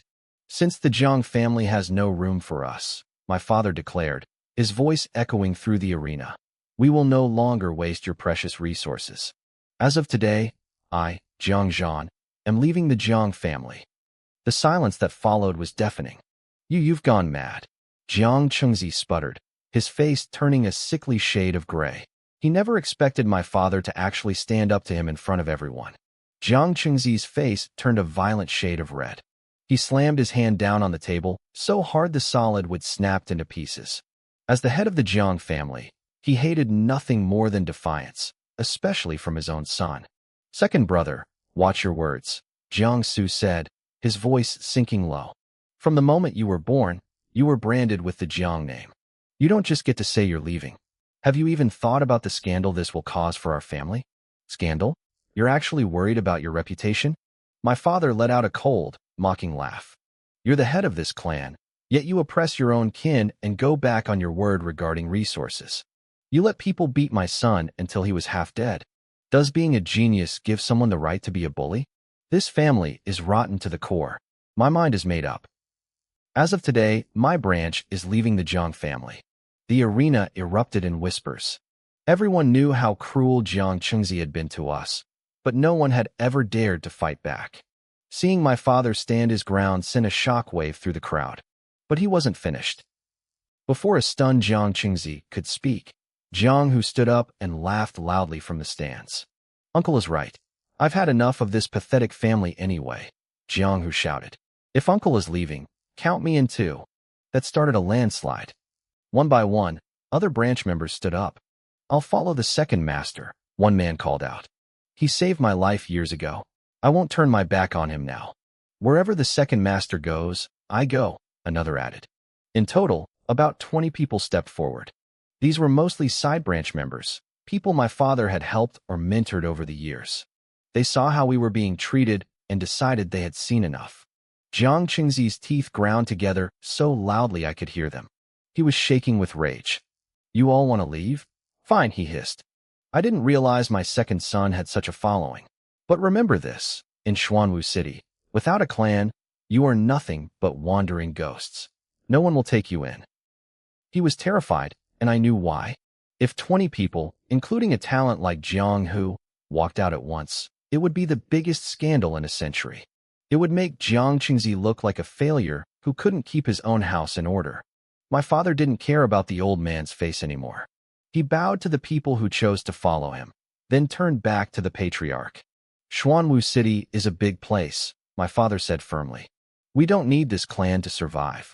You saw us as a burden anyway. I'd rather work myself to the bone for a meager living than stay here and be squeezed to death by my own blood. You wanted to save resources for your precious genius? Well, consider our departure a gift. Jiang Chengzi pointed a trembling finger at the exit. Get out, all of you. You're nothing but ungrateful dogs. Go, and don't you dare call yourselves Jiangs ever again. He couldn't do anything else. He couldn't kill us all in front of the entire city without causing a total revolt. Later, back at our small courtyard, my little sister Jiang Shui looked around with sad eyes. Dad, are we really leaving? She had lived here her whole life. It was the only home she knew. There's no place for us here anymore, Shui, my father said, gently stroking her hair as he packed a small bag. There wasn't much to take. Aside from the basics, we had nothing of value left. My mother's jade bracelet, the only thing worth anything, was already sitting in a pawn shop. All we had were a few clothes and some blankets. Where will we live? Jiang Shui asked. I bought a small property in the West District years ago, my father said with a tired smile. It's not much, but it'll keep us dry. In Xuanwu City, the West District was where the poor and the common laborers lived. It was a massive fall from grace for a former young master of the Jiang family. But it was a start. Our new group consisted of about 50 people once you counted the families of the 20 who followed us. 10 were martial apprentices, and 3 older men were low-level martial warriors. Jiang, who was the strongest of the youths, right on the verge of becoming a martial warrior himself. My father knew he couldn't keep 50 people in one small house forever. We needed a way to make money, and fast. Lin Yuan, "What are you thinking about?" my mother asked softly. I hadn't said a word since we left the arena. "I'm thinking about the money," I admitted. "I was counting on the competition rewards to buy back your bracelet." I felt a surge of hatred for Jiang Qingzi. I had won that competition fair and square, yet he had shamelessly handed my prize to Jiang Ming. Now, the deadline to redeem the bracelet was closing in. If I didn't get 100 taels of silver soon, it would be gone forever. "Don't worry about that, son," my mother said, her voice full of warmth. "As long as we're together, a bracelet doesn't matter. We can buy a new one when we're back on our feet." I gave her a small smile, but my heart felt heavy. That bracelet was the last thing she had from her own family. I couldn't just let it go. We walked out of the Jiang estate under the judgmental glares of the guards and the remaining clan members. Outside the gates, Jiang Hu and the others were waiting with their belongings packed. When they saw my father, they all bowed deeply. "Greetings, clan leader." With that single gesture, they acknowledged my father as the head of a new, independent Jiang family. My father looked at them, then at my mother and sister, and his eyes cleared. The bitterness was replaced by a new sense of purpose. "Thank you for trusting a broken man like me," my father told the crowd. "From today on, we are no longer part of that clan. We'll settle in the West District and build something of our own." "Yes, clan leader," they shouted in unison. As we began the long walk toward the West District, I looked back at the massive Jiang gates one last time. They thought they had stripped us of everything. They were wrong. I still had the dragon inside me, and soon they would realize exactly what they had thrown away. The news of my father leading us out of the Jiang family spread through Xuanwu City like wildfire. As one of the 4 major clans, a split like this was a massive scandal. The other families treated it like a comedy show. To them, we were just a collection of losers. My father, Jiang Zhan, had been a cripple for years, and I was known across the city as the guy with the trash soul. Losing a few useless branch members wouldn't hurt a powerhouse like the Jiang clan, but the blow to their reputation was another story. Back at the estate, the patriarch, Jiang Qingzi, was reportedly losing his mind. He retreated to his room and smashed every vase and piece of furniture he could find. He even cracked the head of the steward, Wang Siping, in his rage. Everyone in the city knew this wasn't over. The patriarch had let us walk away to save face in front of the elders, but a man like him wouldn't let a slight like this go unpunished. The current silence was just the calm before a very violent storm. We arrived at our new home in the West District. My little sister, Jiang Shui, didn't understand the weight of what had happened. She just saw the massive courtyard and started cheering, jumping around with pure joy. The house was a large, 3-entry estate, but it had been abandoned for a long time. Weeds choked the garden, and pests had made themselves at home in every corner. Luckily, we had enough hands to help. As I walked through the property, I counted over 30 rooms. It was enough for our small group for now, but if we grew, we'd eventually need something bigger. The location was remote and the neighborhood was a bit rough, which was why no one had wanted to buy it. Now, it was our only sanctuary. I watched my father as he helped clear the debris. He moved slowly, his voice heavy with a guilt he couldn't hide. He looked at my mother and sister with eyes that apologized for the life he was now giving them. I knew exactly what was eating at him. Years ago, my father was the pride of the family. He had a 4th-grade soul and was a high-level martial master.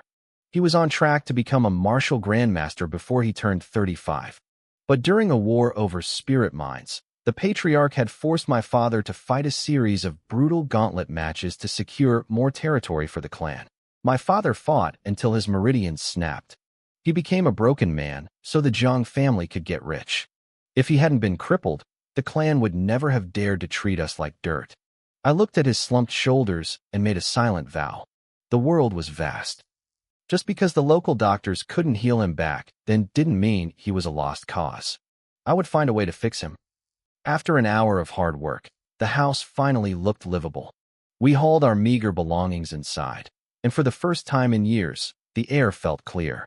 But just as we were settling in, the front gate exploded inward. A heavy boot slammed the wood off its hinges. We all spun around to see my uncle, Jiang Su, and his son, Jiang Ming, standing there with a squad of hulking guards. Jiang Su had a sickening, greedy smile on his face. "Leaving so soon, little brother?"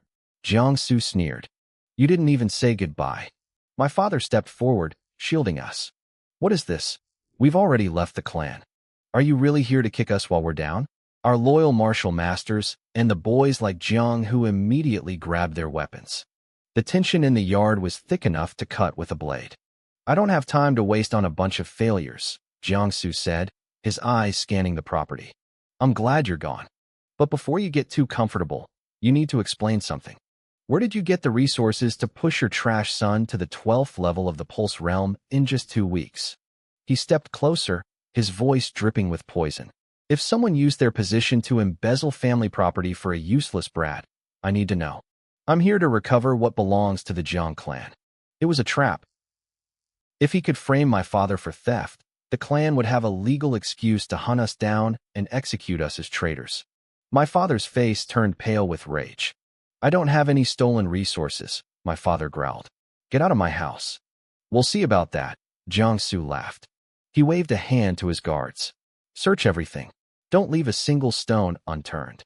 The guards charged forward like a pack of wolves. One of our older martial masters drew his sword, the steel gleaming in the sun. Don't you dare. My father gripped the hilt of his own sword, his knuckles white. He knew why they were here. Going from 0 to 12 meridians in 2 weeks was impossible by normal standards. They were convinced we were hiding a treasure. Brother, think carefully, Jiangsu warned, his voice turning cold. If you stop me, I'll assume you're guilty. And if I come back a second time, I won't be bringing just a few guards. I'll bring the whole clan execution squad. My father stood there for a long time, his breath coming in ragged gasps. He was a man of honor, and having his integrity dragged through the mud was killing him. Finally, he lowered his hand. You want to search?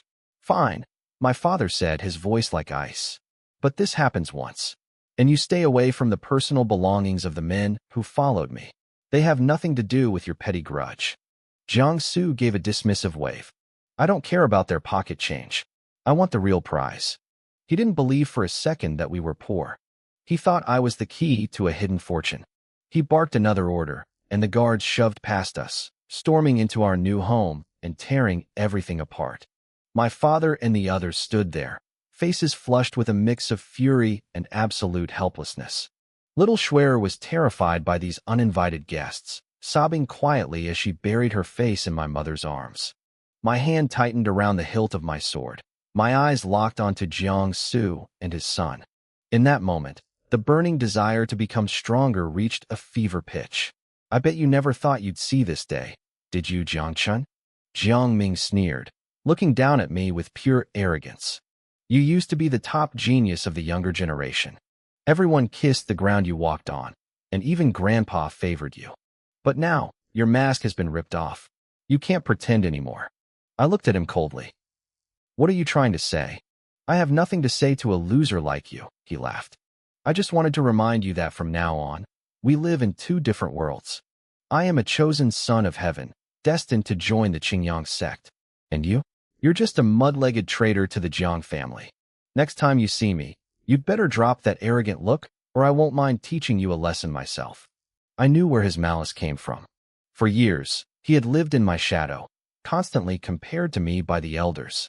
In their eyes, I was always the best, and he had never been able to beat me at anything. Now that our soul awakening revealed such a gap, his years of repressed jealousy were finally exploding. It was almost funny. Martial souls are ranked from 1 to 10, and Jiang Ming's was only a rank 5. He called himself a chosen son of heaven based on that. He had no idea that my soul wasn't even on the charts. It was a divine soul that stood above all 10 ranks. I was only weak now because I had just started cultivating. If I weren't in this early stage, these small-time thugs wouldn't even be worth my time. You're planning to take the Qingyang sect entrance exam next month, right? I asked suddenly. So what if I am? Jiang Ming tossed his head back. To him, this was the ultimate proof of our difference. Joining the Qingyang sect meant a path to supreme power and family prestige. To him, I was just an ant he could crush whenever he felt like it. What a coincidence, I said with a cold smile. I've just decided to take the exam too. Why don't we make a bet? Let's see which one of us actually passes.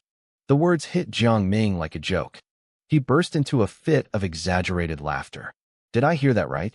You, Jiang Chun, Do you think just anyone can take the test? A trash soul like you won't even make it past the first round. The minimum requirement for the Qingyang sect is a rank 3 soul. You have a broken soul. You've clearly gone insane because you can't handle being a failure. His laughter echoed through the yard. Even Jiang Su and the guards stopped their searching to look at me with mockery. I didn't realize you had such grand delusions for your son, brother. Jiang Su mocked my father.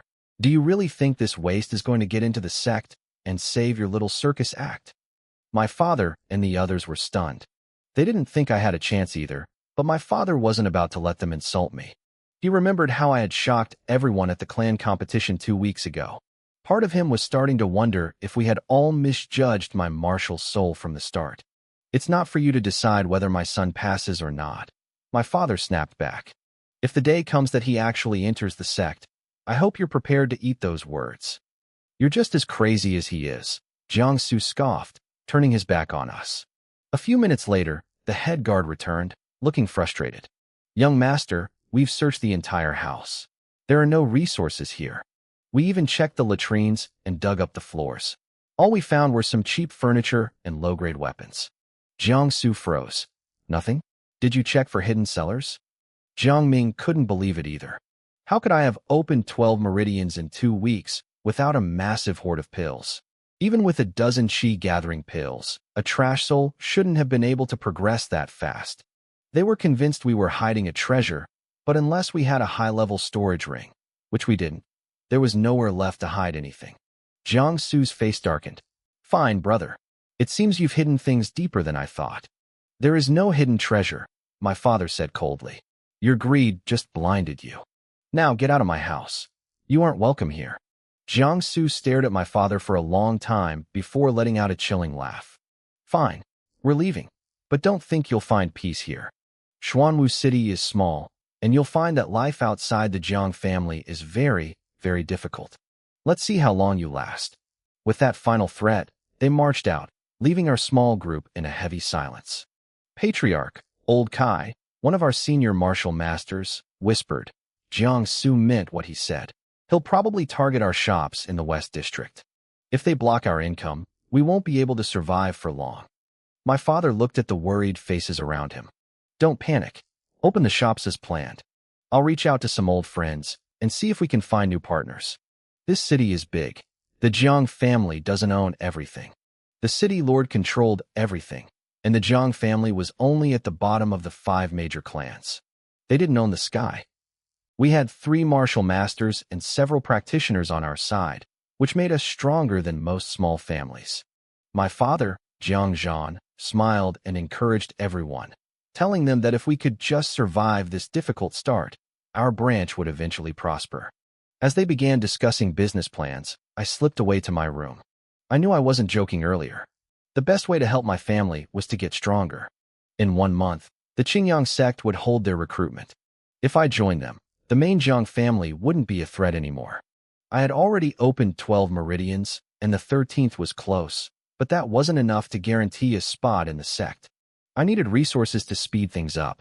My biggest advantage was my soul, the divine dragon.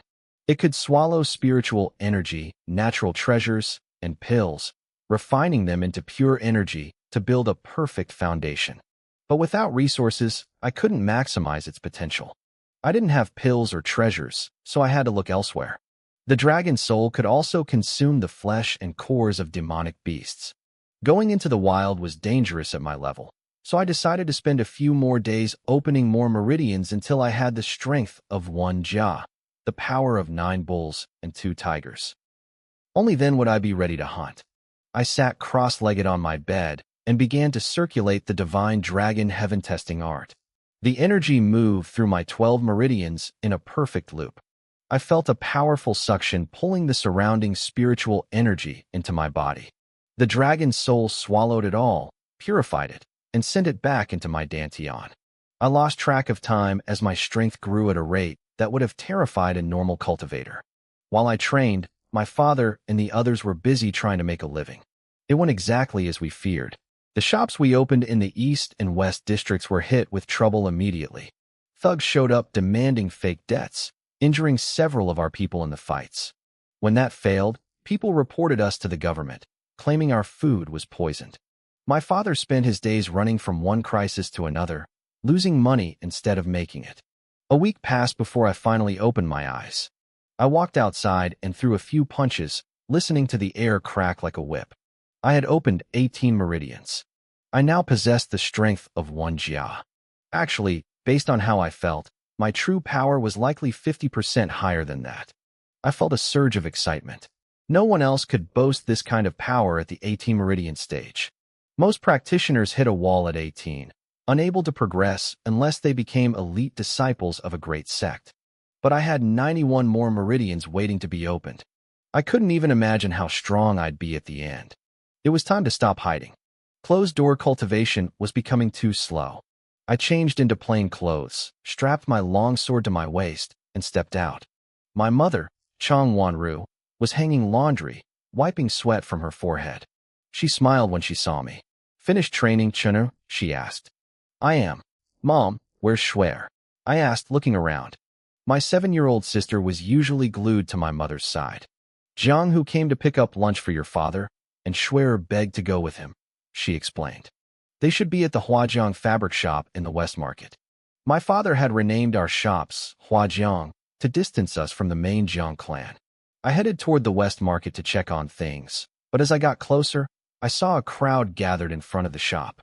People were whispering. "They're fighting again," one man muttered. "Third time this week." "It's different today," another whispered. "The top genius of the Jiang family brought his men. He says he's getting revenge for his lackey, but we all know he's just bullying the defectors." My blood went cold. I pushed through the crowd, and what I saw made my vision turn red with rage. Jiang Ming was there, surrounded by thugs and high-level servants. They were circling a 14-year-old boy, Jiang Hu. Jiang Ming spat on the ground, looking down at the bruised and bloodied boy. "Weren't you acting tough before? Giving up so easily? I finally caught you today. Hit him. I don't care if you cripple him, just don't kill him yet." Jiang Hu glared back with pure hatred, but he was just one practitioner against a mob. He couldn't win. "Stop it. Don't hurt brother Jiang Hu." I saw Shuer. She had dropped the lunchbox and was grabbing Jiang Ming's arm, crying and begging him to stop. "So annoying," Jiang Ming growled. "Get lost, you brat." He swung his leg and kicked my little sister squarely in the chest, sending her flying. Shuer crashed into the ground, her lunchbox tumbling beside her. She hadn't been able to dodge. Even though Jiang Ming had held back some of his strength, the kick to her leg was enough to keep her from getting up. She burst into tears, her small frame shaking with sobs. The crowd looked on with pity, but no one dared to step in. They just shook their heads and whispered about what a tragedy it was. That was when I arrived at the edge of the crowd. My heart stopped, then exploded with fury. "You damn animals. You're looking for death." Seeing my sister hurt, and Jiang Hu being beaten by a mob made my vision turn red. I didn't hesitate. I lunged forward, drawing my blade in one fluid motion, aiming straight for Jiang Ming's throat. It was a strike fueled by pure killing intent. Jiang Ming's hair stood on end. Sensing the danger, he jerked to the left and threw his arm up to block. A spray of blood hit the pavement. He managed to avoid the lethal blow, but my blade tore through his right arm. He let out a blood-curdling scream as he collapsed, clutching his limb. I had severed half the ligaments in his arm. I didn't stop. My eyes were bloodshot, and I swung again, aiming directly for his head. Jiang Ming looked up at the cold gleam of my sword, and for the first time, I saw true terror in his eyes.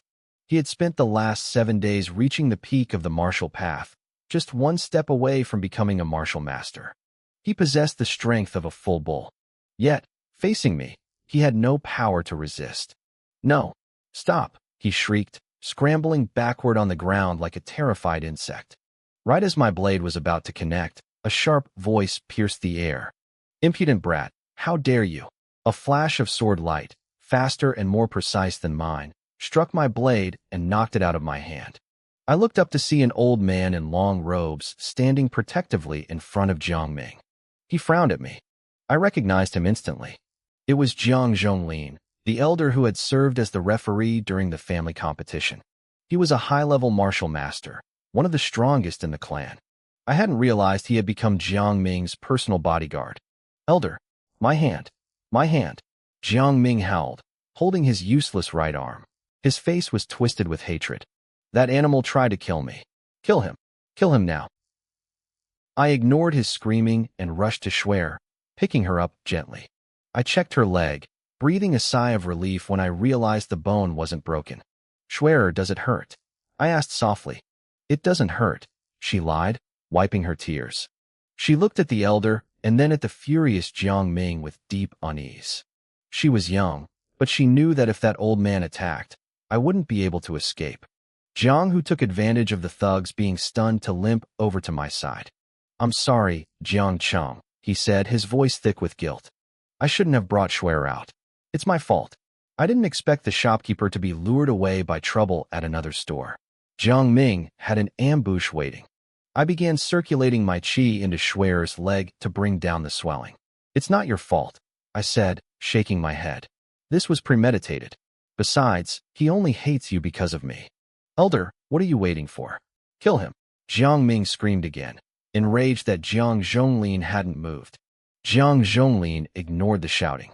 He was busy staring at me, his brow furrowed. He had felt the power and speed of my attack just now. It was significantly stronger than it had been during the competition. By his estimation, I had the strength of someone who had cleared 18 meridians. But how? Everyone knew I had a trash soul. How could I improve this much in just a few days? Jiang Cheng, you are too impulsive, Jiang Zhonglin said, his tone full of reproach. I didn't back down.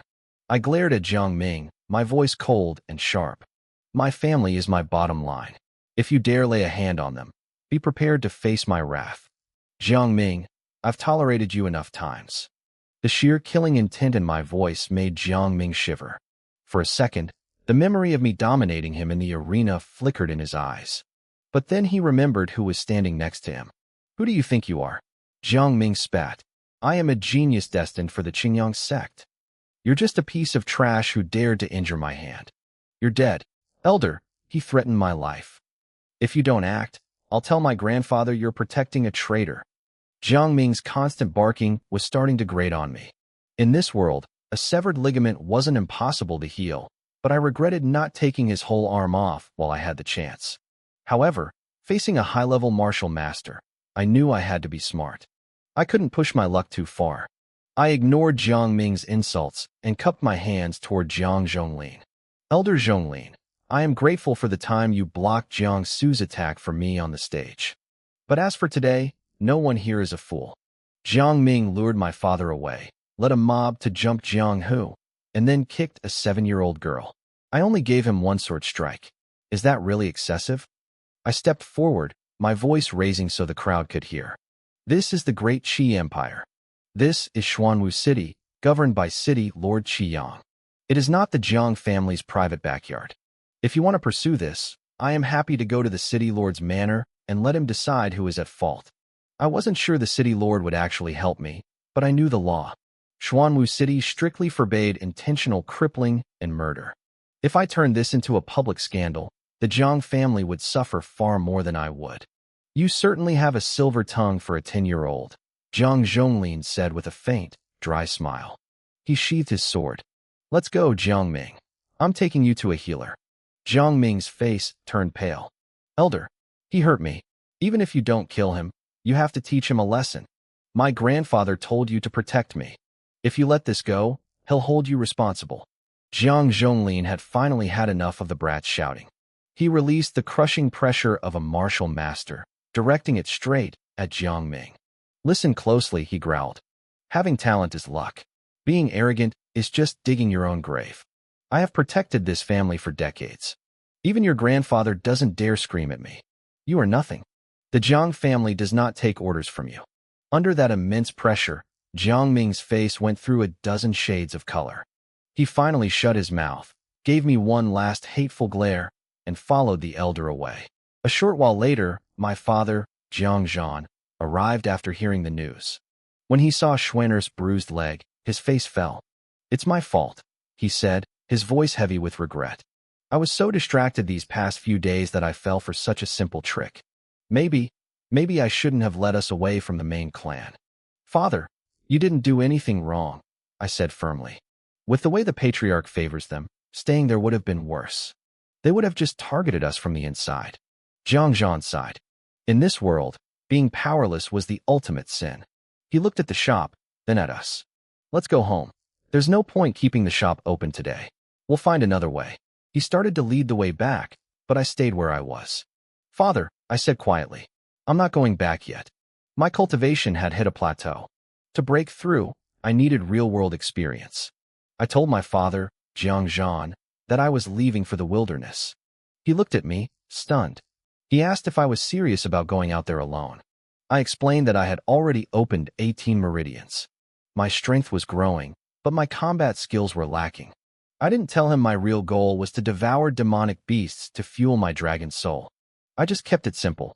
I needed to fight. The news sent a shockwave through the rest of the family members nearby. Only a week ago, I had 12 meridians. Now I had 18. Even Jiang Ming, with his high-grade martial soul and endless resources, couldn't move that fast. My father looked at me with suspicion. He probably thought I'd stumbled upon some rare spirit fruit or hidden treasure. It happens sometimes, people getting lucky and skyrocketing in power overnight. Of course, just as many people ended up dead from eating the wrong poisonous plant. My father worried. I was still just a martial trainee. He offered to send Jiang Tongshu, a martial master, to protect me. I shook my head. Jiang Tongshu was only a low-level master. I wasn't convinced he was much stronger than me now. I told my father I'd be fine on my own. He didn't push it. He knew I was sharp and not the type to take reckless risks. He reminded me that he used to go on trials at my age, too. He told me to be careful and run at the first sign of real danger. I promised I would. I packed some dried rations, grabbed my sword, and headed out of the city. Meanwhile, Jiang Ming was back at the main estate. A doctor had just finished reattaching his tendons. He sat before his father, Jiang Su, crying and holding his bandaged hand. He begged for revenge, claiming he almost didn't make it back alive. Jiang Su was furious. Jiang Ming was the family's golden boy, their hope for the future. He couldn't understand how a simple trip to the market ended in such a disaster. He cursed the elder, Jiang Zhonglin, for failing to protect his son. Jiang Ming fueled the fire. He told his father everything, how I had overpowered him and how the elder had refused to lift a finger against me. Jiang Su's eyes turned cold. He remembered when the elder stopped him from attacking me before. He realized the old man was definitely playing favorites. But the real shock came when Jiang Ming mentioned my strength. 18 meridians. Jiang Su froze. 6 new meridians in 7 days. It was impossible without massive resources, and he knew my father had nothing left. He began to wonder if we had all misjudged my talent from the start. A dark resolve settled in his heart. It didn't matter if I was a genius or not. I was a threat. If I proved to be a prodigy, the family patriarch, his own father, would likely welcome my branch back with open arms. In a family that valued power over blood, Jiang Su and his son would lose their status. I had to be eliminated. He called for his subordinate, Jiang Darong. It was time to end this. By then, I was miles away. After hours of trekking, I reached the edge of the Tsanglu forest. This place connected to the vast mountain range and was crawling with demonic beasts. I'd heard stories about it since I was a kid, but I'd never been allowed near it until now. The deeper you went, the deadlier the beasts became. I knew my limits. I planned to stay on the outskirts and find something weak to test my martial soul. The forest was dense and dark, the thick canopy blocking out the sun. It was eerily quiet. I could hear my own heart thumping against my ribs. I crept through the undergrowth for 10 minutes before I heard a rustle. Something was moving in the bushes 50 meters ahead. My pulse quickened. I didn't rush in blindly.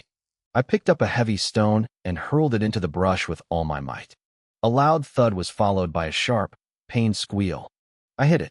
A massive black boar burst from the thicket. It was covered in coarse brown hair, with 2 razor-sharp tusks protruding from its snout. Its eyes were bloodshot with rage, fixed right on me. It was a low-tier beast, roughly equivalent to a human martial trainee. I felt a surge of relief. I could handle this. The boar charged like a cannonball. Its tusks caught the stray light, gleaming like daggers. If those hit me, I was finished. I waited until the very last second. As it lunged, I pivoted. I drew my sword in one fluid motion. My blade flashed. A spray of hot blood hit the grass as I sliced across the beast's neck. The hide was thick, much tougher than human skin, and the impact vibrated through my arm. The boar didn't die instantly. It spun around, its neck gushing, driven into a frenzy by the pain. A minute later, the struggle was over. I stood over the carcass and used a handful of leaves to wipe the blood from my blade. It was time to see what my dragon soul could really do. The dead boar lay at my feet, a silent trophy of my first kill. It was time to see what my martial soul could really do. I pulled a dagger from my bag and knelt beside the carcass. I sliced through the tough hide and muscle, digging into the creature's belly until I found it. A small, white bead about the size of a soybean. This was a demon core. In this world, every beast condensed its energy into these cores. Normally, they were useless for direct cultivation. The energy inside was too chaotic and wild. If I tried to absorb it, I'd risk damaging my meridians or even going insane. Only master alchemists could use these as raw materials, refining them into pills to sell for a high price. For someone like me, the only logical move was to sell it for a few silver coins. But with my divine dragon soul, the rules didn't apply. According to the divine dragon heaven testing technique, my soul could swallow these cores whole. I summoned my martial soul. The four-clawed little snake appeared, hovering in the air. Even though I had opened 18 meridians, it still looked weak and fragile. It didn't look like a god-tier soul at all. "Let's try this," I whispered, holding out the core. "Eat up." The little snake's eyes brightened. It lunged at my hand, snatched the core, and swallowed it in one gulp. Inside the snake's belly, the core acted like it was in a furnace. I watched as the chaotic monster energy was burned away, leaving only the purest essence behind. 3 minutes later, a surge of refined chi flooded into my dantian. It felt like I had just spent an entire hour in deep meditation. I sat down immediately to absorb the energy, but the little snake wasn't finished. It flew over to the massive boar carcass. Suddenly, its tiny mouth distended, growing into a gaping, bloody maw. With one terrifying gulp, it swallowed the entire boar. The snake, which was usually the size of my palm, stretched out like a piece of overextended elastic. It took on the exact shape of the boar, with only its tiny head poking out from the front. It looked ridiculous and completely stuffed. It took 10 minutes for the snake to process the meat and bone. Finally, it spat out a clump of dark, useless waste. The rest of the energy flowed into me. It was only about a fifth of what the core had provided, but something else came with it. A single drop of shimmering, golden blood appeared in my dantian. I frowned, confused. I searched my memories of the cultivation technique and realized what it was. This was essence blood, the concentrated life force of the beast. While most cultivators focused only on chi, some spent fortunes on secret methods to strengthen their physical bodies. A powerful body could rival divine weapons or even regrow limbs from a single drop of blood. The problem was the cost. Body tempering was a game for the ultra-rich. My family couldn't even afford basic pills, let alone the mountains of resources needed for physical cultivation. But my dragon soul changed everything. As long as I kept killing beasts, I had a limitless supply of essence blood. I closed my eyes and began to refine the golden drop. It was pure, without a single impurity, merging into my muscles and bones with ease. Within a minute, I felt a noticeable spark of strength ripple through my arms. It wasn't much, but it was a start. I needed more. I stood up, feeling a bit unsatisfied. The sensation of growing stronger was addictive, and stopping now felt like an itch I couldn't scratch. I withdrew the little snake and gripped my sword. I needed to hunt. I spent the next 3 hours stalking through the forest. By the time the sun began to set, I had found a hidden cave and sealed the entrance with rocks. I sat down and emptied my bag. 20 cores rolled onto the dirt, ranging from the size of a pea to a large marble. Inside my martial soul, 30 more drops of essence blood were waiting.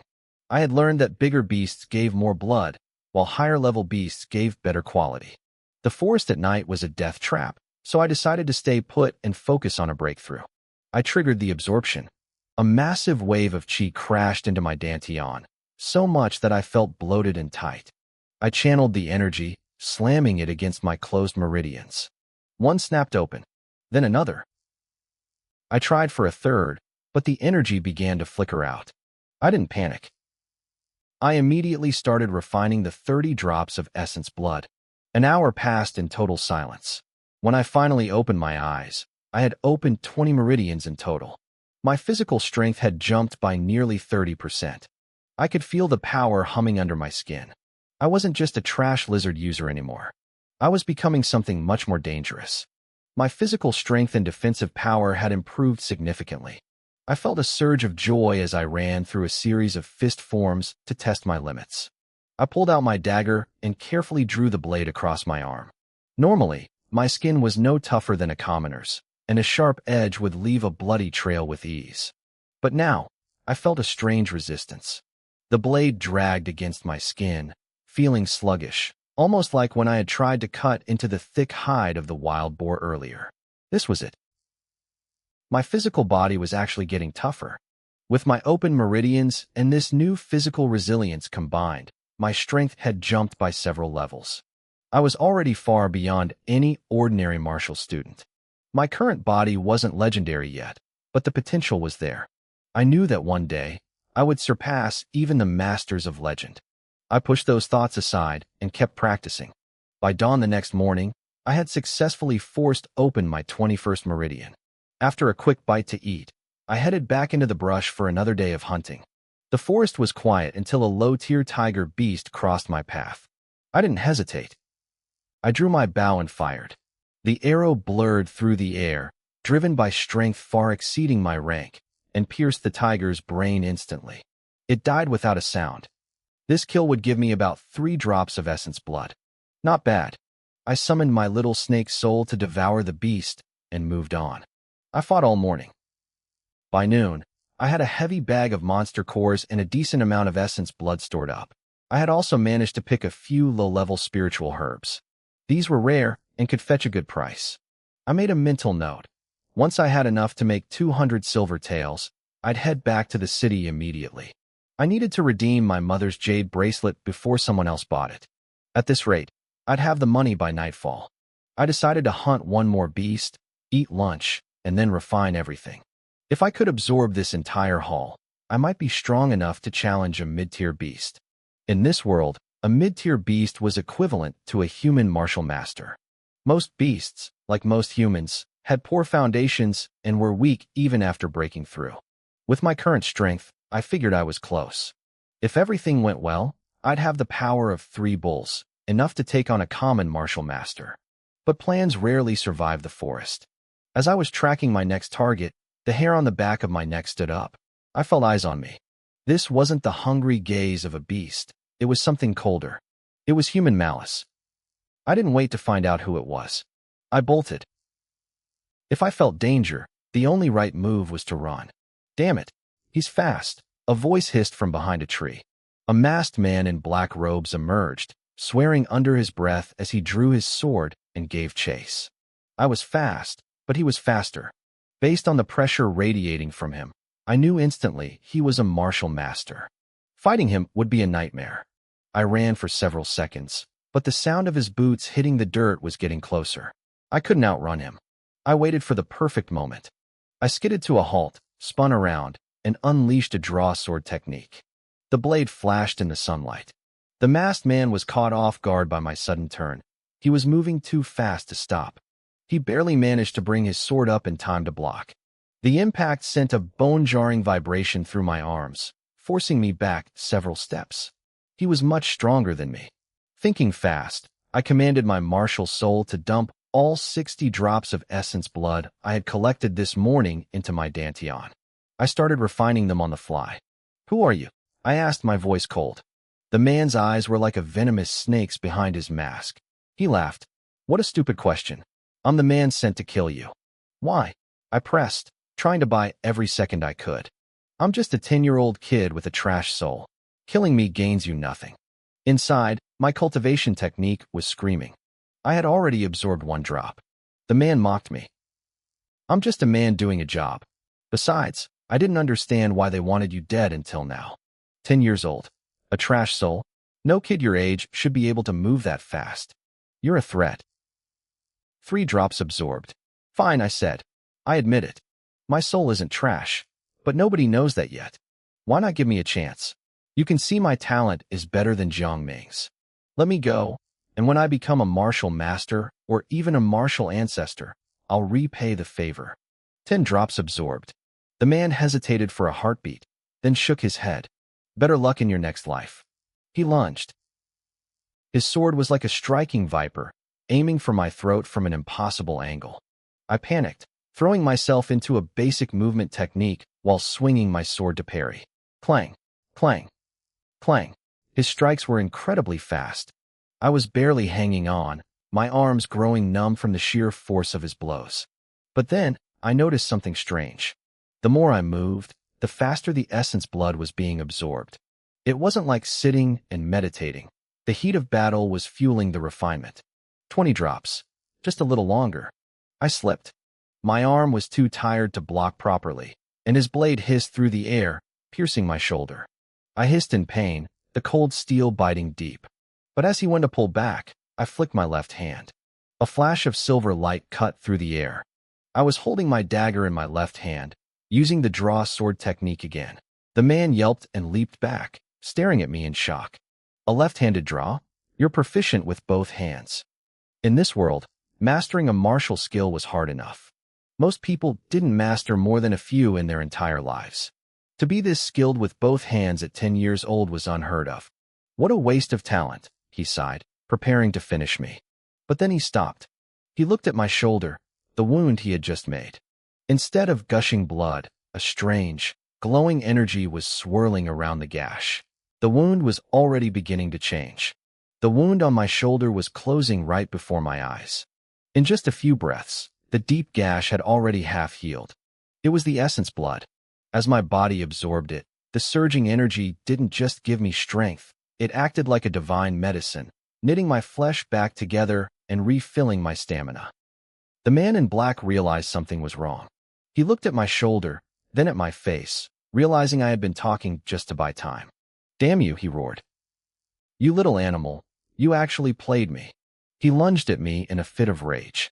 By now, I had absorbed 40 drops of essence blood. My muscles felt like coiled steel, and my physical power had reached a whole new level. Even though the refinement wasn't finished, it was enough. I didn't panic. I actually smiled, a cold, mocking twist of my lips. I was still weaker than him, but I wasn't helpless anymore.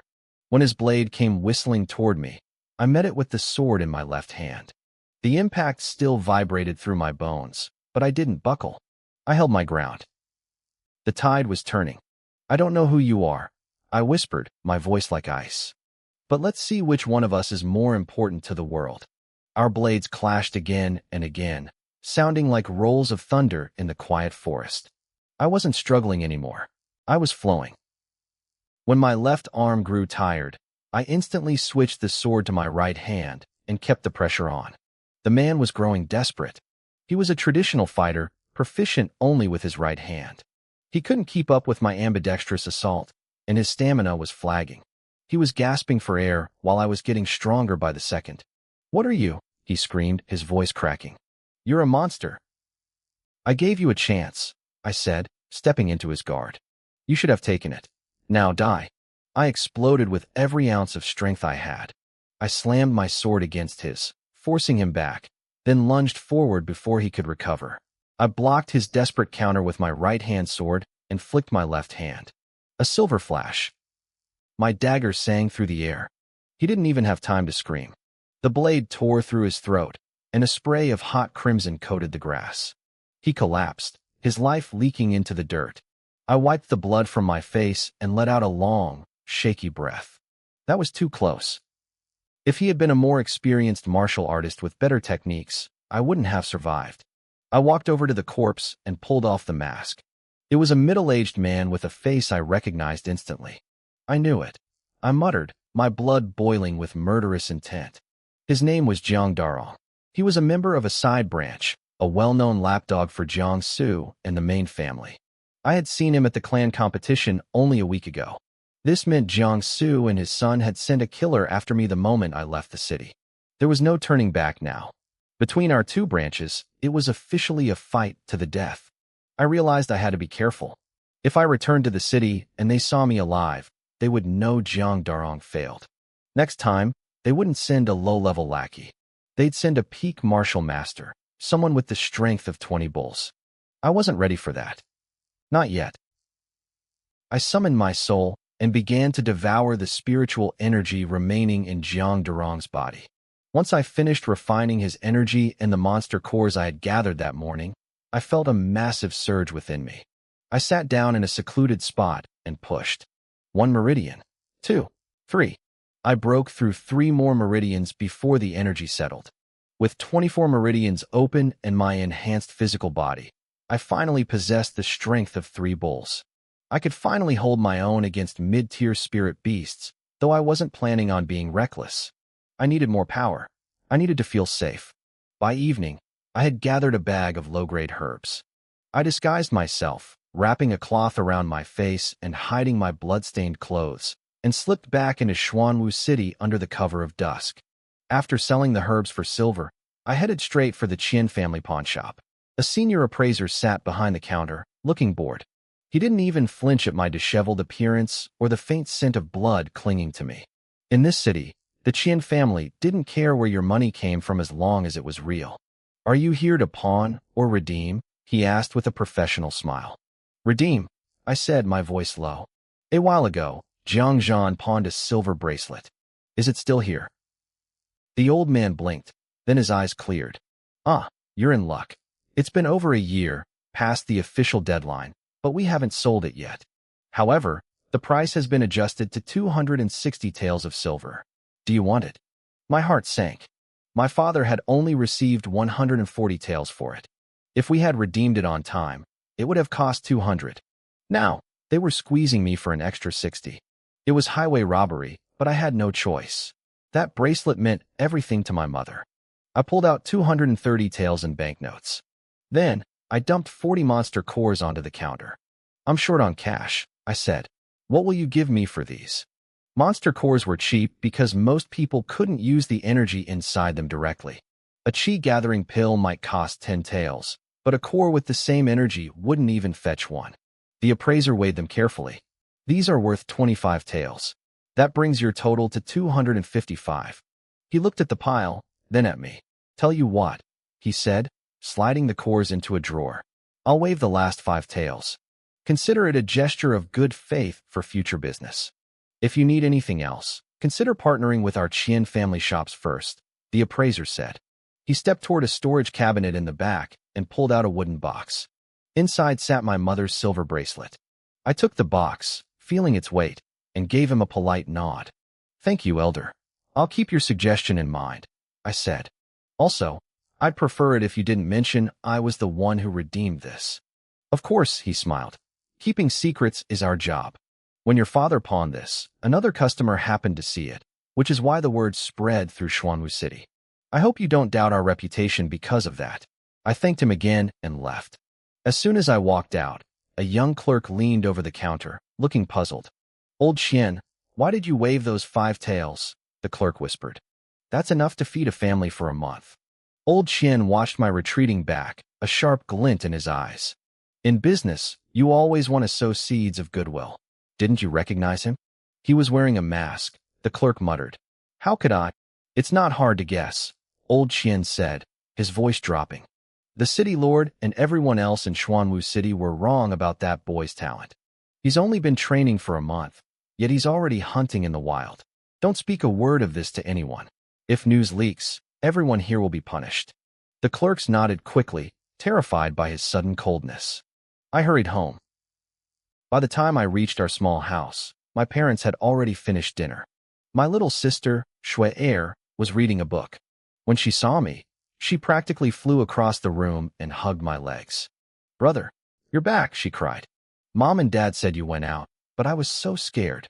I rubbed her head and laughed. "I was just busy, little one. Were you a good girl while I was gone?" My mother, Chong Wanru, rushed over with a relieved smile. "Ching have you eaten? I'll get you a bowl. Give me your laundry, too. I'll wash it tomorrow." She headed to the kitchen while I sat down. I was starving. When the food arrived, I didn't care if it was hot. I just started shoveling it in. My mother watched me, her eyes filled with worry. You're only at the 5th stage of body refining, she sighed. Why go into the wild? You've lost so much weight in just 2 days. I had leaned out, but it wasn't from hunger. Refining my body with dragon blood had burned off the fat and replaced it with hard, dense muscle. To her, though, I just looked sickly. Mom, I'm fine, I said, wiping my mouth. I reached into my bag and pulled out the wooden box. I set it on the table and pushed it toward her. Both my parents froze. This? My mother's voice trembled. It's your bracelet, Mom, I said softly. I redeemed it. Don't ever sell it again. As long as I'm here, our family won't have to live like this. She opened the box and touched the silver. Her eyes turned red instantly. She wasn't crying because she had her jewelry back. She was crying because she knew what a 10-year-old boy had to do to earn over 200 taels in 2 days. She imagined me fighting for my life against monsters. Mom, don't overthink it, I lied quickly. I didn't kill high-level monsters. I got lucky and found a rare medicinal herb. I stayed on the outskirts where the weak ones are. I stayed safe. That seemed to calm them down a bit. She wiped her tears and smiled. I'm so proud of you. But no more going out there. It's too dangerous. I have to, Mom, I said firmly. The Qingyang sect entrance exam is next month. This is the only way for our family to rise again. I can't fail. But, all right, Wanru, my father interrupted, grabbing her hand. The boy is growing up. He needs the experience. He's 10, she snapped. I promise I won't take unnecessary risks, I added. I didn't dare tell them about the assassination attempt. If I did, they'd never let me leave the house again. Anyway, Dad, how is the family shop doing? My father's face darkened. Not good. We don't have high-end goods like pills or weapons. The main Zhang family is suppressing our regular trade. I'm thinking of closing it down and finding other work. In this world, if you don't have an alchemist or a blacksmith, your shop is just selling scraps. The main family controlled all the talent. Don't worry about us, my father said, trying to sound upbeat. The Jiang family doesn't own the whole city. We'll find a way. I didn't say anything, but my resolve hardened. I was going to crush the Qingyang sect trial. I was going to make the Jiang family pay for every humiliation. Meanwhile, in the main Jiang family estate, Jiangsu was pacing his study. He tapped his fingers on the table, his patience wearing thin. Why isn't Jiang Darong back yet? He muttered. It had been a full day. A martial master should have had no trouble killing a kid at the 5th stage of body refining. Father, send more people, Jiang Ming urged. His right arm was still useless, the tendons severed by my blade. His eyes burned with pure hatred. If he isn't dead, I can't rest. Jiangsu nodded coldly. To him, ordering the death of his own nephew was like ordering a meal. Something feels wrong, Jiangsu said. Fine. Send the 3 Poliang brothers. Tell them to find Darong and bring me the boy's head. I don't want any more delays. After the assassination attempt by Jiang Darong, I knew exactly where I stood. The Jiang family had crossed a line. As long as I was alive, Jiangsu and his son wouldn't be able to sleep at night. I headed back to the wilderness, but this time, I was much more cautious. Before leaving, I asked my father to prepare some survival gear for me. I packed hidden throwing weapons, vials of poison, and a thin layer of inner armor. They were just tools, though. I knew the only real way to survive was to open my meridians and win this race against time. I moved through the brush like a shadow. My sword flashed, and another low-level beast fell. I didn't even bother carving out the monster core anymore. I just activated my soul power and swallowed the essence whole.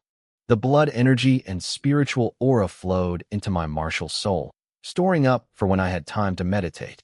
Suddenly, my ears twitched. I heard voices about 100 meters away. I quickly cleaned up the traces of the kill and dove into a thick patch of shrubs. A moment later, 3 men stepped into the clearing. I don't get it, one of them grumbled. He was a burly man carrying a massive broadsword. The main family is fighting amongst themselves, and we're the ones doing the dirty work. Sending 2 mid-stage martial masters and 1 low stage to kill a kid like Jiangcheng? It's overkill. The 2 men beside him were even bigger, their auras thick and heavy. If these 3 worked together, they could probably take down a high-stage martial master. A cold sweat broke out down my back. I recognized them. Jiang Pengliang, Jiang Pengxiang, and Jiang Pengwang. They were side branch members, but they were famous for being ruthless. If they caught me, I was dead. Stop complaining, Jiang Pengliang, the leader, said with a smirk. Jiang Su is in power now, and his son is joining the Qingyang sect. Our talent is average. If we want to break through to the martial grandmaster realm, we need backing. We bring them Jiang Cheng's head, and we're set for life. True, Jiang Penguang nodded. Once he's dead, we'll have a leash on the main branch. Don't be careless, Jiang Pingxiang cut in, his eyes scanning the ground. Jiang Darong was no slouch, and we haven't heard from him. Plus, look at all these battle sites we passed. There are signs of fighting, but not a single beast corpse. Don't you find that strange? Nothing strange about it, the leader dismissed. We're 3 against 1 kid. It's a walk in the park. They walked right past my hiding spot. I held my breath, my heart hammering against my ribs. The second they were far enough away, I didn't hesitate. I turned and sprinted in the opposite direction, heading deeper into the forest. I knew there were more dangerous beasts further in, but I had no choice. A mile away, Jiang Pingxiang stopped abruptly. Wait, something's wrong. We were seeing empty battle sites every few minutes, but now there's nothing. We lost him. Did we take a wrong turn? Jiang Pengliang asked. A kid couldn't have tricked us, Jiang Penguang muttered. Don't underestimate him, Jiang Pengxiang snapped. He might have help. We need to go back to the last battle site and search toward the inner forest. A kid's legs can't outrun us for long.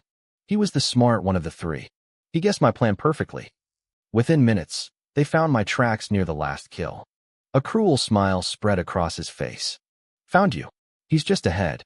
I had already covered several miles, but I knew I was leaving a trail in my rush. 5 minutes later, the wind began to howl behind me. They were closing in. Jiang Cheng, we found you, you little rat. Jiang Pengliang shouted. He was the fastest, his feet barely touching the ground as he blurred toward me. I cursed under my breath. These guys were veterans of the Zhonglu forest. I didn't have their experience, and I had run out of time. If Jiang Su had just waited 2 more days to send them, I might have been ready. But not today. Suddenly, a thick, metallic scent of blood hit my nose. Along with it came a crushing pressure that made my skin crawl. I had stumbled into the territory of something powerful. Forget it, I hissed, gritting my teeth. I dove straight into the heart of the beast's territory. The brothers hesitated for a split second, but their greed won out. They followed me in. A second later, a roar ripped through the forest, so loud it shook the trees. Birds erupted from the canopy in a panicked cloud. There it was. A 9-foot-long golden-eyed white tiger. Its face was smeared with fresh blood, and a half-eaten carcass lay beneath its paws. We had just interrupted its lunch. Damn it, a high-tier, mid-rank beast. Jiang Pengliang's face went pale. That little bastard led us right to a monster equivalent to a high-stage martial master. You want me? I shouted, looking back with a cold laugh. Come and get me. I veered to the right, positioning the tiger directly between me and the 3 brothers. The tiger didn't care about a small fry like me. It locked its murderous gaze on the 3 strongest intruders. They were the real threat. The tiger pounced. The brothers had no choice but to draw their weapons and fight for their lives. I didn't run away immediately, though. I looked at the carcass the tiger had been eating. It was a high-level beast, and there was still plenty of energy left in it. I wasn't going to let good resources go to waste. While the tiger was busy tearing into the brothers, I darted to the carcass. I activated my martial soul, swallowed the remaining essence in seconds, and then bolted deeper into the woods. I ran for another mile until I saw a dark opening in the cliffside. A cave. This had to be the tiger's den. Most powerful beasts kept a stash of treasures or rare herbs in their homes. I hesitated for only a heartbeat. The tiger was occupied, and the brothers were fighting for their lives. This was my chance. I crept to the edge of the cave, made sure nothing else was inside, and stepped into the darkness. I quickly scanned the interior of the cave. It was about 100 square meters, and on the right side, several large boulders were covered in animal skins. This was clearly where the tiger rested. In the corner, there was a pile of junk, bits of monster carcasses, but also human weapons and equipment. I smirked. It turned out this tiger had a habit of collecting trophies. I went to the tiger's bed first and started digging. I pulled out over a dozen monster cores of various sizes. 3 of them were green, mid-grade cores, while the rest were standard white low-grade ones. This was a massive haul. Without hesitating, I summoned my martial soul and let it swallow the cores whole. Next, I turned to the pile of trophies. After rummaging through the rusted gear, I found a beautiful sword. It was entirely black. Even the blade was a matte, charcoal color. It looked low profile, but incredibly sharp. Based on what I knew about weapons, the craftsmanship and durability of this blade were top tier. It was worth at least 500 silver taels, way better than the cheap iron sword I had been using. I swapped them out immediately. I also found 3 small booklets. I flipped through them quickly. One was a movement technique, one was a sword style, and the third was a manual on alchemy. This tiger must have killed an alchemist at some point. My heart skipped a beat. With this alchemy manual, I could try refining my own pills. I tucked the books into my shirt and did one last sweep of the cave. Finding nothing else, I knew I couldn't stay. I slipped out of the cave and glanced toward the distance. The sounds of battle told me the tiger and the 3 brothers were still at it. I decided to head deeper into the forest to find a safe spot. I needed to digest the blood essence and energy my martial soul had stored. After 10 minutes of careful trekking, making sure to leave no tracks, I found the perfect spot. It was a hidden crevice behind a small hill, blocked by a massive boulder. It looked like an old beast den that had been abandoned for a long time. It was the perfect hideout. I'll stay here until I'm strong enough to kill those 3, I thought, my eyes cold. From the moment they decided to assassinate me, there was no turning back. Once I could take them down, I'd head back to Xuanwu City. Passing the Qingyang sect exam wouldn't be a problem then. I pushed the boulder back to cover the entrance, squeezed through the narrow gap, and sat down. I checked my martial soul's reserves. That half-eaten carcass had provided 20 drops of blood essence. That beast must have been as strong as a peak martial master. Combined with the cores and the chi I gathered this morning, I had enough for hours of cultivation. I closed my eyes and activated the divine dragon heaven testing technique. As night began to fall, the aura around me surged. I exhaled a cloud of murky air and opened my eyes, grinning. 35 meridians. I had opened 10 new ones in a single session. I was getting closer to the full 109. My physical body was now tough enough that ordinary iron weapons from a low-level martial trainee couldn't even scratch me. It wasn't godlike yet, but the potential was staggering. I pulled out the 3 books. The first was Thousand Illusions Whisper, a movement technique. At full mastery, it would make me as light as a bird and my movements impossible to track. The second was Soaring Wind Swordplay, a mid-grade yellow tier skill. It was fast as lightning and paired perfectly with my movement technique and my existing draw sword slash. These would carry me through almost any fight. The alchemy manual was basic, but in a place like Xuanwu City, it was a treasure. Alchemists were rare and highly respected. Even a grade 2 alchemist was considered a grandmaster. My family shops were struggling because we lacked high-quality pills. This book could be the solution. Since I didn't have the tools for alchemy yet, I spent the night practicing the 2 combat techniques. The cave was cramped, but my natural talent allowed me to adapt quickly. I practiced in the dark, my new black sword cutting through the air with a whistle. Meanwhile, near a stream on the outskirts of the forest, the 3 brothers were in a sorry state. They had barely escaped the tiger. Jiang Pengliang, the strongest, was slumped against a tree, gasping for air. 3 deep gashes ran across his chest, trailing blood. That little bastard, Jiang Pengliang hissed, his face contorted in rage. He set us up. We were unlucky, Jiang Pengliang sighed, nursing his own wounds. If he hadn't led us into that monster's territory, we would have caught him by now. Brother, what do we do? The 3rd brother, Jiang Pengliang, asked while clutching a nasty wound on his thigh. Should we head back and heal? We're in no shape to stay here. Go back. Jiang Pengliang punched the ground, reopening his chest wound. And let everyone know 3 martial masters were played by a kid? Our reputation would be ruined. Calm down, brother, Jiang Pengliang urged. Jiangcheng is just a kid. We'll find some herbs, heal up, and then hunt him down. He can't hide forever. Jiang Pengliang nodded grimly. Fine. Tell the main house that the kid spotted us and is hiding in the shadows.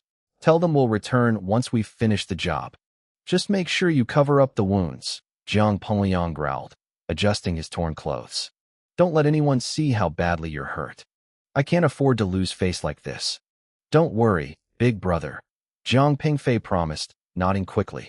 I don't want people laughing at me either. He left immediately to deliver the news to the main house. When Jiang Su and his son, Jiang Ming, heard the report, they didn't doubt it for a second. The idea that 3 martial masters couldn't handle a kid like me was a joke to them. I can't help but laugh thinking about him, Jiang Ming said, a cruel smirk spreading across his face.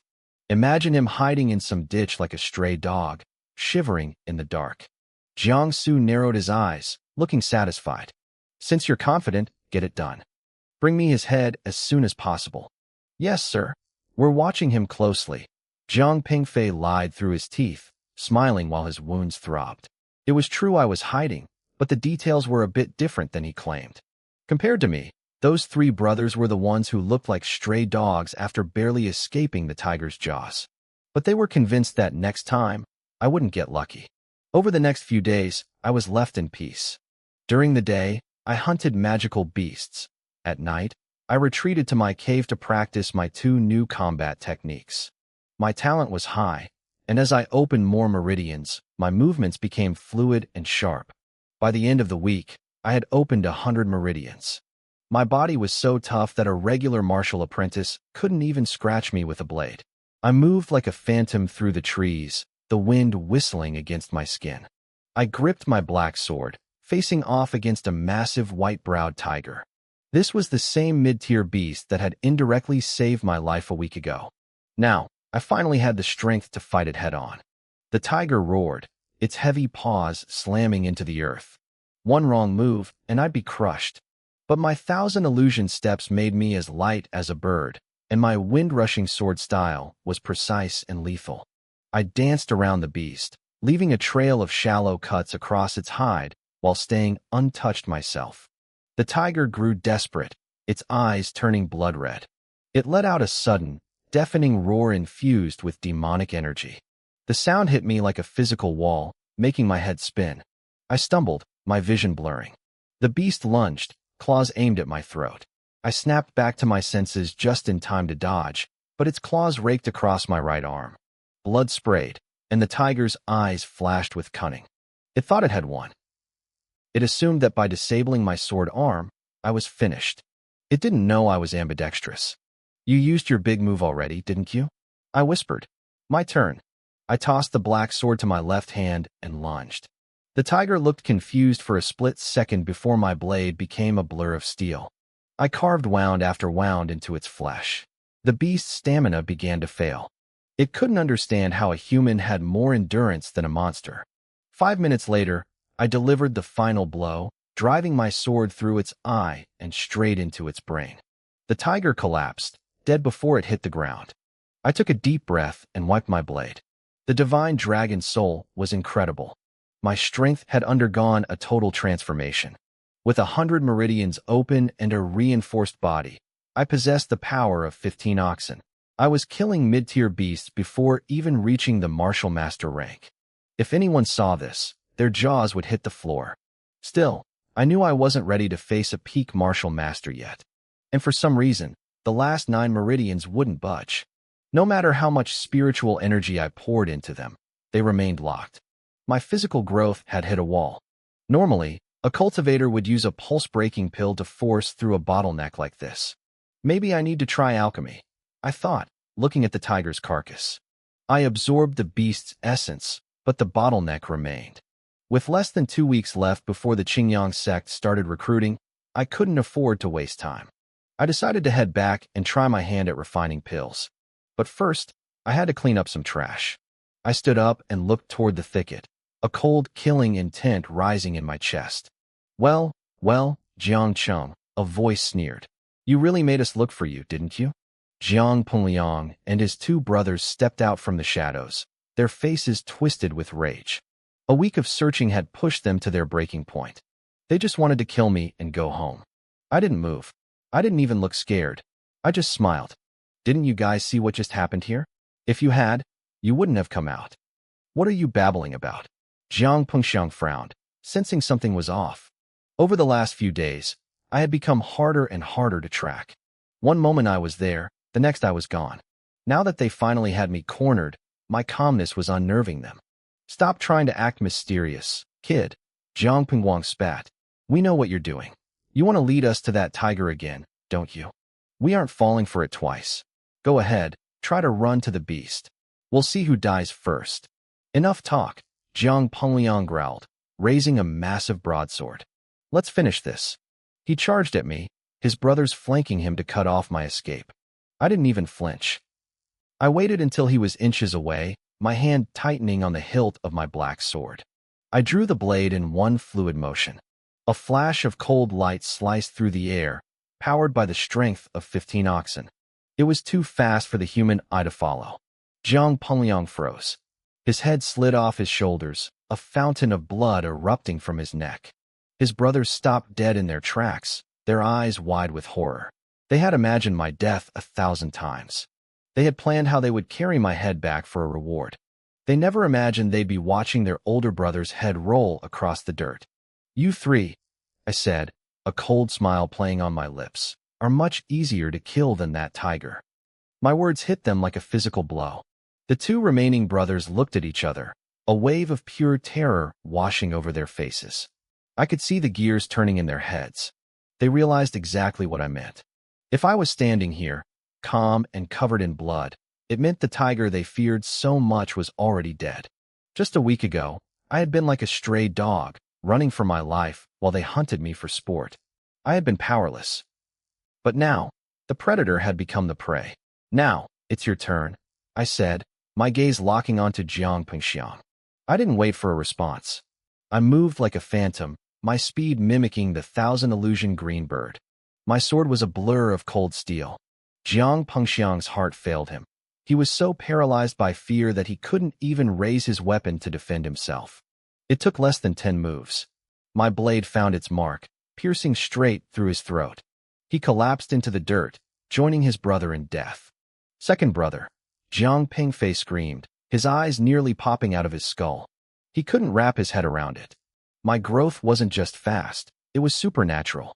In the blink of an eye, he was the only one left standing in the clearing. Looking at the corpses of his two brothers, his spirit finally broke. He wailed in grief, a sound of pure despair. Jiang Chun, you monster. One final thrust, and the last brother fell silent. I wiped my blade, my expression as cold as the steel itself. I didn't feel pity. I felt relief. They wanted to take my head back to the clan to claim a reward? Fine. I decided to be generous and send them back myself. I headed back to the cave where I had spent the last 7 days. I packed up all the spiritual herbs I had harvested, a small fortune's worth, and prepared to leave the Tsanglu forest for good. Late that night, a heavy bundle sailed over the high walls of the Jiang family estate. It crashed into a corner, shattering a decorative vase with a loud bang. A servant, startled by the noise, hurried over with a lantern to investigate. He peered into the shadows and saw a blood-soaked cloth wrap.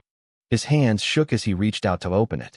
When the fabric fell away, 3 severed heads rolled out, their eyes wide with the lingering shock of their final moments. Murder! Someone's been murdered, the servant shrieked, dropping his lantern and sprinting away. Within minutes, the entire Jiang household was awake. Torches and lanterns lit up the courtyard as the clan members gathered around the gruesome sight. When they recognized the faces, the color drained from their skin. Jiang Su and his son, Jiang Ming, pushed through the crowd. Their hearts skipped a beat. Isn't that the Jiang Pengliang brothers? A side branch member whispered, his face pale. I was wondering why we hadn't seen them for a few days. To think they ended up like this. Who did this? Another demanded. Who would dare attack the Jiang family? Is it one of the other 4 great clans? Throwing the heads over our wall. This isn't a normal grudge. The patriarch, Jiang Qingzi, arrived shortly after. He looked down at the heads, his face turning as dark as a storm cloud. He stood there in silence for a long time, his thoughts unreadable. Enough, Jiang Qingzi finally barked. Everyone go back to your rooms. Don't crowd around here. I will handle this. The crowd dispersed reluctantly, leaving only the patriarch, Jiang Su, and Jiang Ming in the courtyard. As soon as the others were out of earshot, the patriarch's hand flew out in a vicious strike. Slap. The blow sent Jiang Su stumbling back, his cheeks swelling instantly. Father? What was that for? Jiang Su stammered, clutching his face, his skin crawling under the patriarch's murderous glare. What for? You have the nerve to ask me that. Jiang Qingzi hissed. Do you think I'm an idiot? I know exactly what stupid games you've been playing. Realizing he was caught, Jiang Su stopped pretending. Father, I didn't want it to come to this. But that brat, Jiang Chun, was getting too arrogant. Even after being kicked out of the family, he dared to lay a hand on Ming. I couldn't let it slide. I did it for Ming, for the future of this family. If Ming fails the year-end exam because of that trash, we all lose. Jiang Ming nodded quickly, backing his father up. It's true, Grandpa. I couldn't even focus on my cultivation knowing he was out there. We only sent Jiang Darong at first, but he vanished. We had no choice but to send the three brothers. The patriarch's anger cooled slightly at the mention of Jiang Ming's future, but his face remained grim. You fools. Jiang Zhan is still your brother by blood. If word gets out that we are hunting our own, people will spit on my name. How did I raise such cold-blooded idiots? Father, right now we need to figure out how they died, Jiang Su said, trying to change the subject. We know the people Jiang Zhan took with him are all low-talent trash. Even if they all fought together, they couldn't beat the three brothers. And it couldn't have been Jiang Chun. He's only 10 and has a useless soul. Is it possible someone is protecting them from the shadows? Jiang Su paused, his eyes narrowing. Could it be that the Chang family isn't actually extinct? Impossible, Jiang Qingzi snapped. When the Chang family was wiped out overnight by that mysterious power, 127 people died. Not a single soul was left alive except for Chang Wanru, who happened to be out of the city with Jiang Zhan. All 5 great families confirmed the body count. There were no mistakes. But think about it, Jiang Su countered. When we raided the Chang estate back then, we found everything intact except for one empty box in the study. The whole family was slaughtered silently. It was eerie. What if someone wasn't on the official records? What if a survivor is lurking in the dark, protecting Jiang Zhan's family? That would explain why every assassination attempt has failed. The patriarch's expression shifted, a flicker of genuine fear crossing his face. Jiang Su leaned in, his voice trembling. Father, if that's true, we're in danger. We split the Chang family's assets between the 5 clans and left nothing but a broken jade bracelet for Chang Wanru. If a survivor comes back for revenge, we're the first targets. If my parents had heard this conversation, they would have been devastated. For years, they believed the Chang family had been robbed by the mysterious killers. My mother had spent weeks scouring the ruins just to find that one bracelet. They never suspected that their own family, the Jiangs, had been the ones to pick the corpses clean. Enough. I told you never to speak of that again. Jiang Qingzi roared. Jiang Su shut his mouth instantly. It's not the Chang family. The patriarch continued, his voice low and steady. If someone had the power to kill those brothers and wanted revenge, they would have attacked us years ago. They wouldn't hide in the shadows protecting a bunch of useless wastes. Besides, the Chang family's real enemies are the ones who wiped them out. We just did what anyone would do. If we hadn't taken the wealth, the other families would have. Do you really think the other clans would have let that fortune sit there for Jiang Zhan? Jiang Su nodded slowly, the logic settling his nerves. I suppose you're right. But if it's not the Changs, then who killed the brothers? It doesn't matter, the patriarch said, turning his back on the severed heads. Whoever it was, this matter ends here. We don't speak of it again. The year-end assessment was only 2 weeks away. Jiang Qingzi glared at Jiang Su and his son, his voice cold and final. He told them to stop their schemes and stay home to prepare. If they succeeded in joining the Qingyang sect, he promised the clan would support them, but if they failed, there would be hell to pay. The two of them nodded quickly, their remaining arrogance completely snuffed out. The patriarch ordered them to clean up the mess they'd made, specifically the 3 severed heads, and to handle the families of the deceased. Then he left. Jiang Su and Jiang Ming stood there, fighting back waves of nausea as they rewrapped the bloody heads. Jiang Ming looked at his father, his eyes burning with resentment. He asked if they were really just going to let this go. Jiangsu sighed, asking what else they could do. Whoever killed Jiang Pengliang and his brothers was clearly a powerful master. Even if they found someone stronger, victory wasn't guaranteed. Since the patriarch refused to step in personally, they had no choice. He told his son to focus on the assessment. Once he entered the Qingyang sect and gained real power, he could do whatever he wanted. Jiang Ming nodded firmly, his confidence returning. When I finally returned home, my parents were waiting for me. They had no idea what I'd actually been doing the past few days. They thought I was just out on a normal training trip. Seeing me safe and sound, they finally relaxed. I told them I'd come back because I hit a bottleneck in my cultivation and couldn't break through yet. My father, Jiang Zhan, gasped in surprise. He asked if I had already opened 18 meridians and was on the verge of becoming a martial master. I gave him a vague nod. He laughed, beaming with pride, saying he wanted to see who would dare call his son a trash soul now. No one with a useless soul could reach the peak of the martial apprentice realm this fast. He told me that bottlenecks were normal and shared his own experience, explaining that unless I had a breakthrough pill, I'd just have to grind through it with hard work. He patted my shoulder, encouraging me to stay patient. He didn't realize that my bottleneck was nothing like his. He had no idea that I hadn't just opened 18 meridians. I had opened a staggering 100. My internal pathways weren't narrow trails like those of ordinary cultivators. They were wide, vast highways.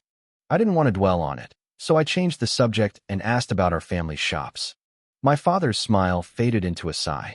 He told me business was still dead. He'd sent most of the staff out to find other work, leaving only a few loyal employees behind. At this rate, the shops would close for good, and we'd have to find a new way to survive. I nodded thoughtfully. After chatting for a bit longer, I told them I was heading to bed. My father told me not to worry about the breakthrough, saying it would happen when the time was right.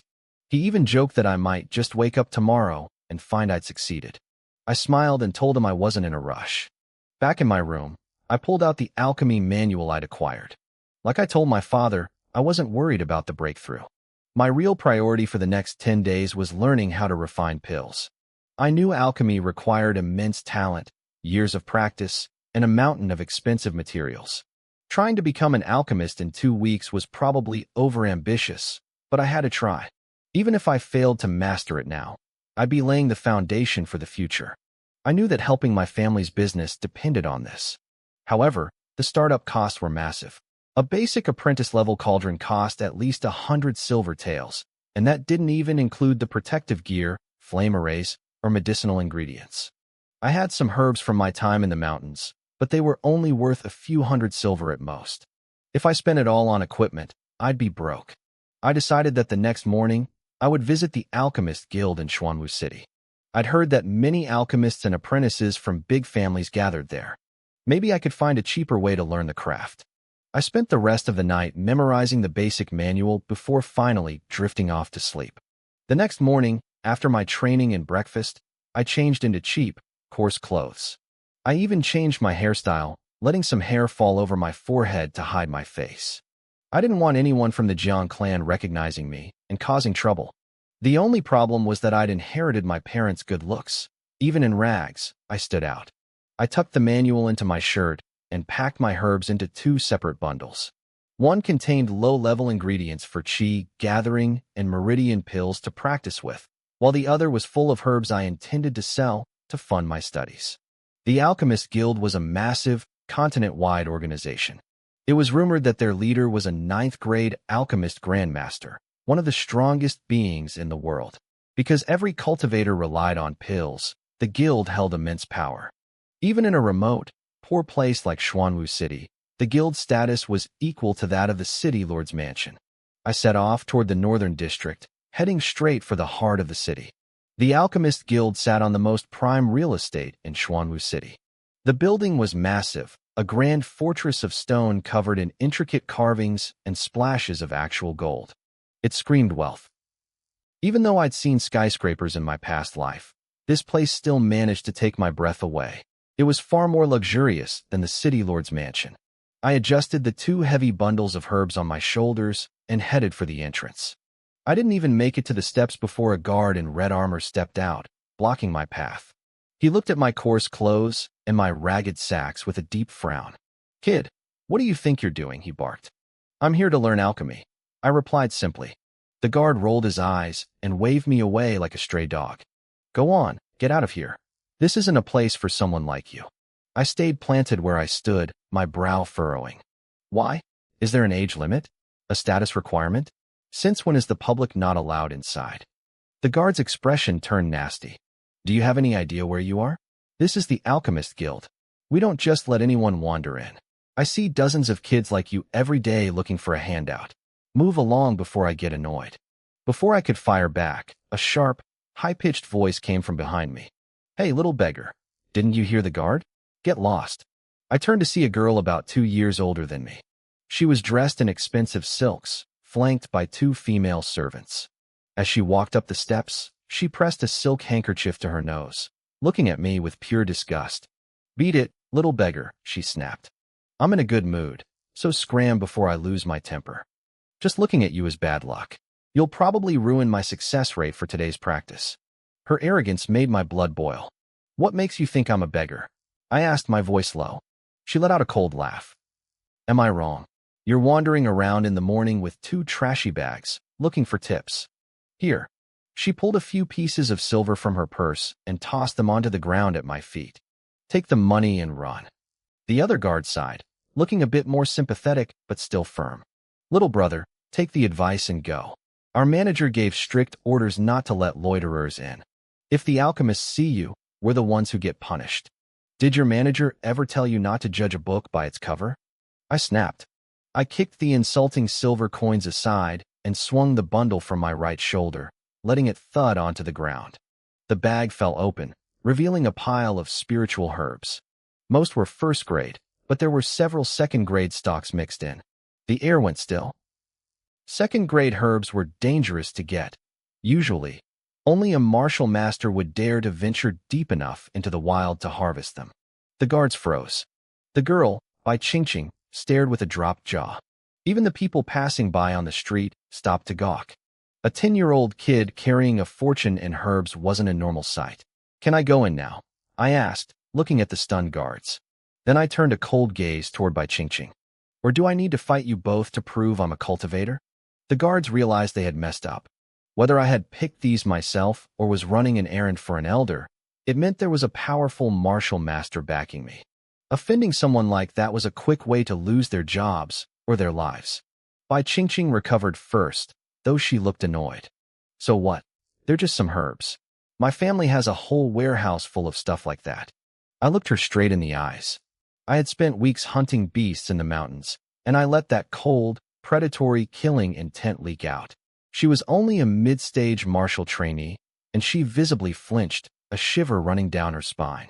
She looked shaken, clearly wondering how a beggar could have eyes that terrifying. A middle-aged man in a silk robe hurried out from the building. A silver badge on his chest marked him as a Grade 2 alchemist. What's all this noise? He demanded. One of the guards leaned in and whispered the situation to him. The manager, Cui Jingren, shot the guards a sharp look of disapproval before turning to me. His face was neutral. We usually only see noble heirs or martial masters here, he said calmly.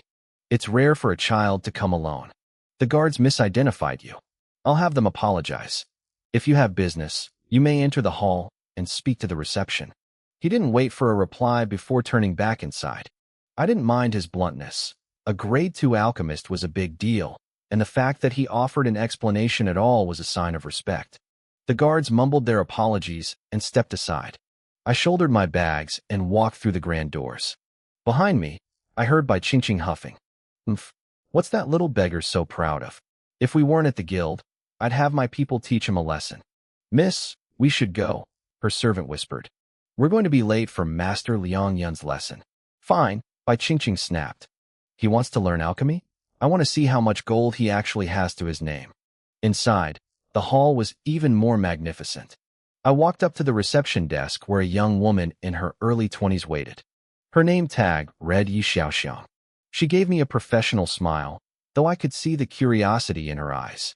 How can I help you today? She asked. 2 things, I said, matching her professional tone. First, I want to sell this bag of herbs. Second, I want to know about the requirements for studying alchemy.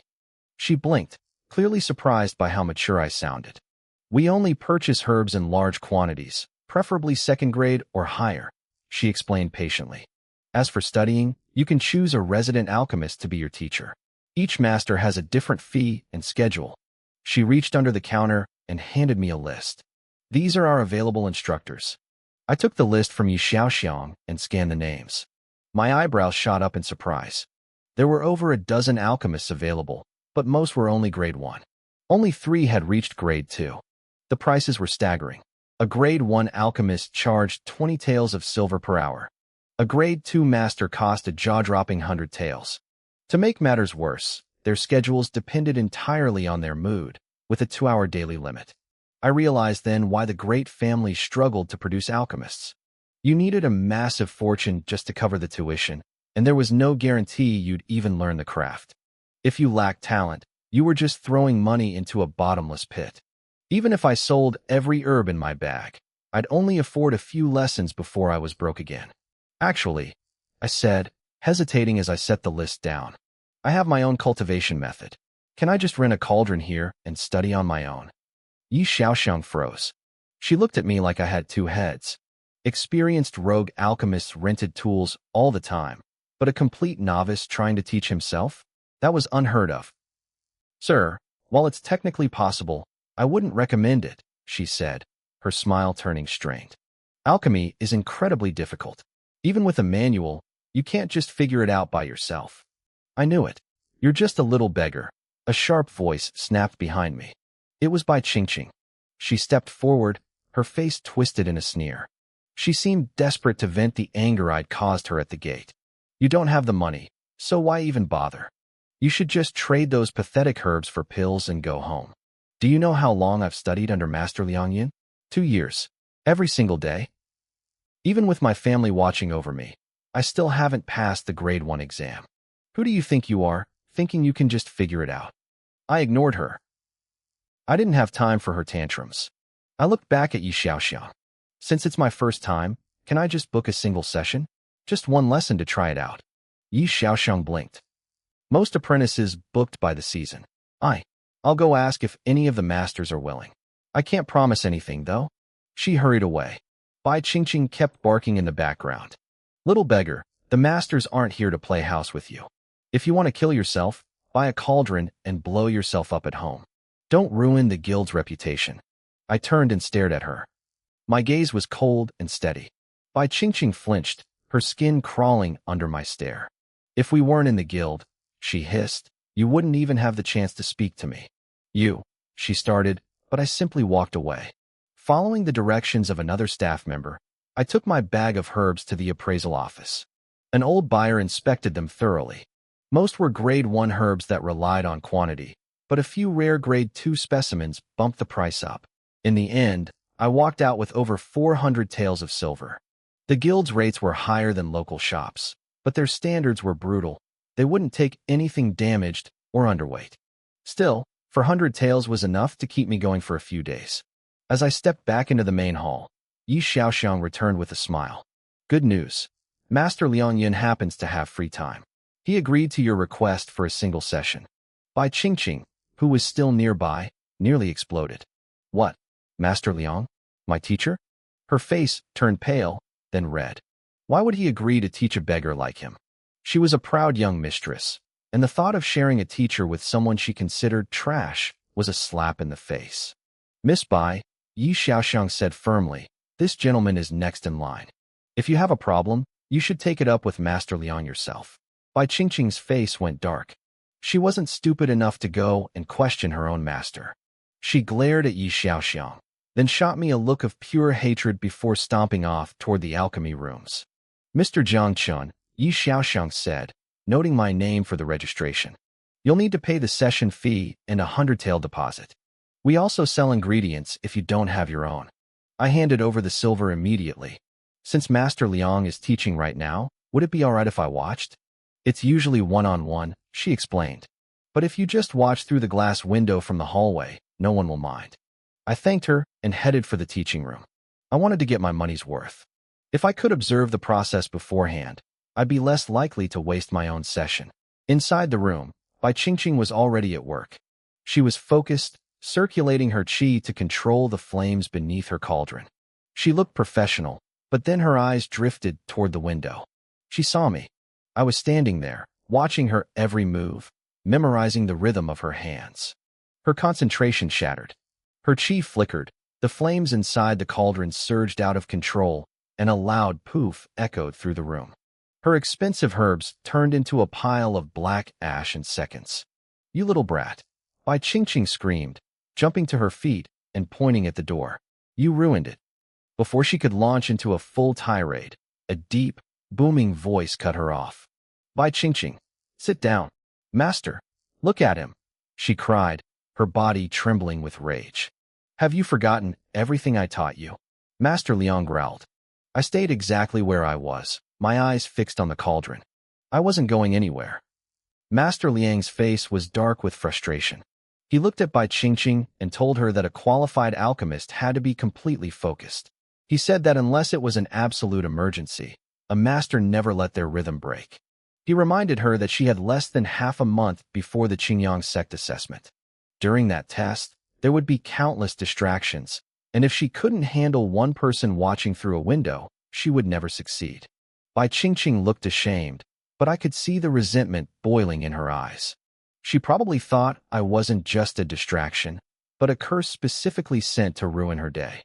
She muttered a few curses under her breath, closed her eyes to recite a heart-calming incantation, and shifted her position so she couldn't see the door anymore. Only then did she restart her process. Outside the room, I watched her movements closely. I compared her technique with the alchemical knowledge stored in my memory.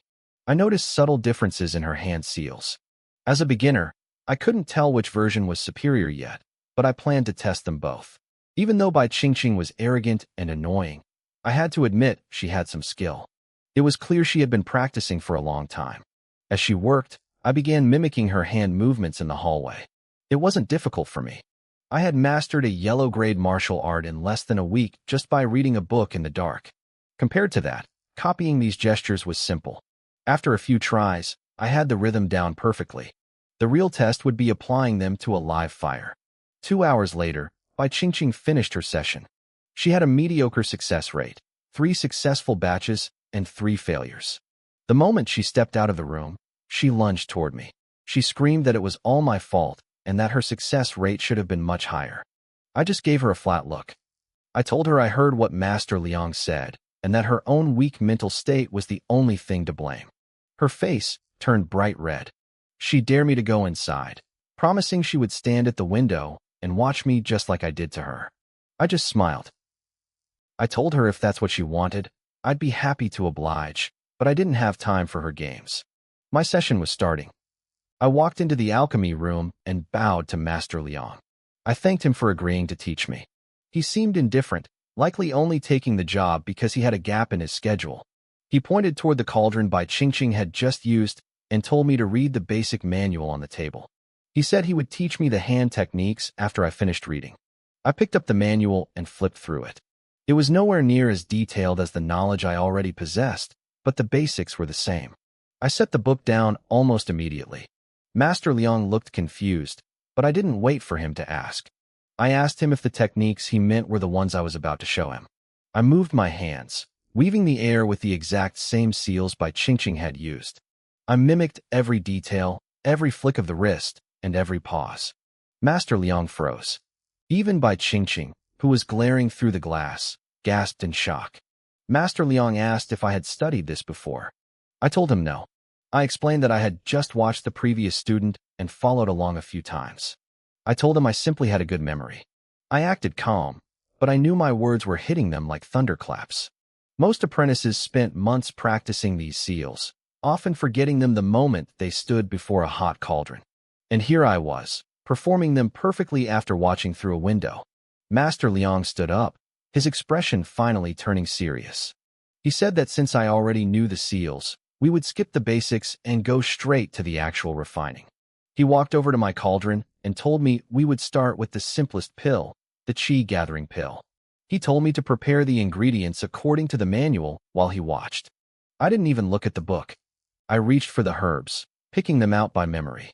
Master Liang watched me with an intensity one hadn't seen before. I could tell what he was thinking. If I really was a genius, discovering me would bring him massive rewards from the Alchemist Guild, maybe even enough to help him break through to become a Grade 2 alchemist. But he was also cautious. Alchemy was about more than just fancy hand movements. I placed the herbs on the preparation table. To ensure purity, I had to wash them in a special solution and then perform Spirit Awakening on the core ingredient, the Spirit Gathering Grass. This step required precise control of one's internal qi. Most beginners failed here, accidentally crushing the herb's energy with their clumsy power. For me, it was effortless. My qi had been refined by my divine dragon soul. It was purer and more stable than anything these people had ever encountered. I guided my energy into the grass with surgical precision. Within seconds, the spirit-gathering grass began to glow with a soft, rhythmic light, hungrily absorbing the natural energy of the room. Outside, Bai Qingqing's jaw dropped. She gripped the windowsill so hard her knuckles turned white. I knew she had probably ruined dozens of plants before her first success. Master Liang, however, couldn't hide his praise. He told me I had incredible talent and suggested I should sign up for more classes immediately. Master Liang believed I was on track to become a Grade 1 alchemist faster than anyone he'd ever seen. He told me he'd consider my potential, but now, it was time for the real work.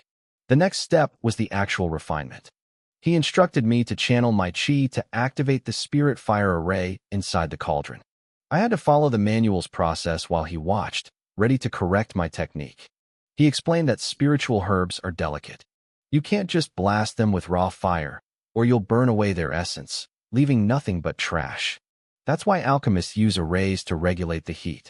Only high-level masters, those who have reached the martial master realm and opened their qi, can manifest their own spiritual flames. There were even legends of masters who fused their bodies with exotic fires from the heavens and earth, but in a backwater place like Black Turtle City, that was just a myth. I calmed my nerves and focused. I activated the array exactly as the book described. Once the flames filled the cauldron and the temperature hit the sweet spot, I tossed in the spirit-gathering grass. The herb reacted instantly. The impurities burned away into ash, leaving behind a vibrant, green liquid. I kept the heat steady, purging the last of the waste. Next, I added the supplementary herbs. I pushed my qi into the array, cranking up the heat to fuse them. But just as I added the final ingredient, the temperature spiked. The flames roared, swallowing everything. I panicked, trying to wrestle the heat back down, but I was too late. The herbs turned to gray soot. My first attempt was a total failure. Outside, Bai Qingqing's laughter cut through the air. She looked delighted to see me fail, mocking my arrogance. She didn't realize that during her first time, she'd failed at the very first step dozens of times, and that was with the Bai family's massive wealth backing her. Master Liang wasn't disappointed, though. He looked shocked. Most students didn't even make it to the final ingredients on their first try. He cleared his throat, hiding his excitement. He told me I was too rushed. I had to control the fire better when adding supplements and use my qi to keep the different essences from touching before they were fully refined. He told me to stay calm, even suggesting I recite a heart-calming incantation. I realized he was right. I had been tense, and my qi had flickered. I nodded, took a deep breath, and started again. 10 minutes later, the flames flared again. Another failure.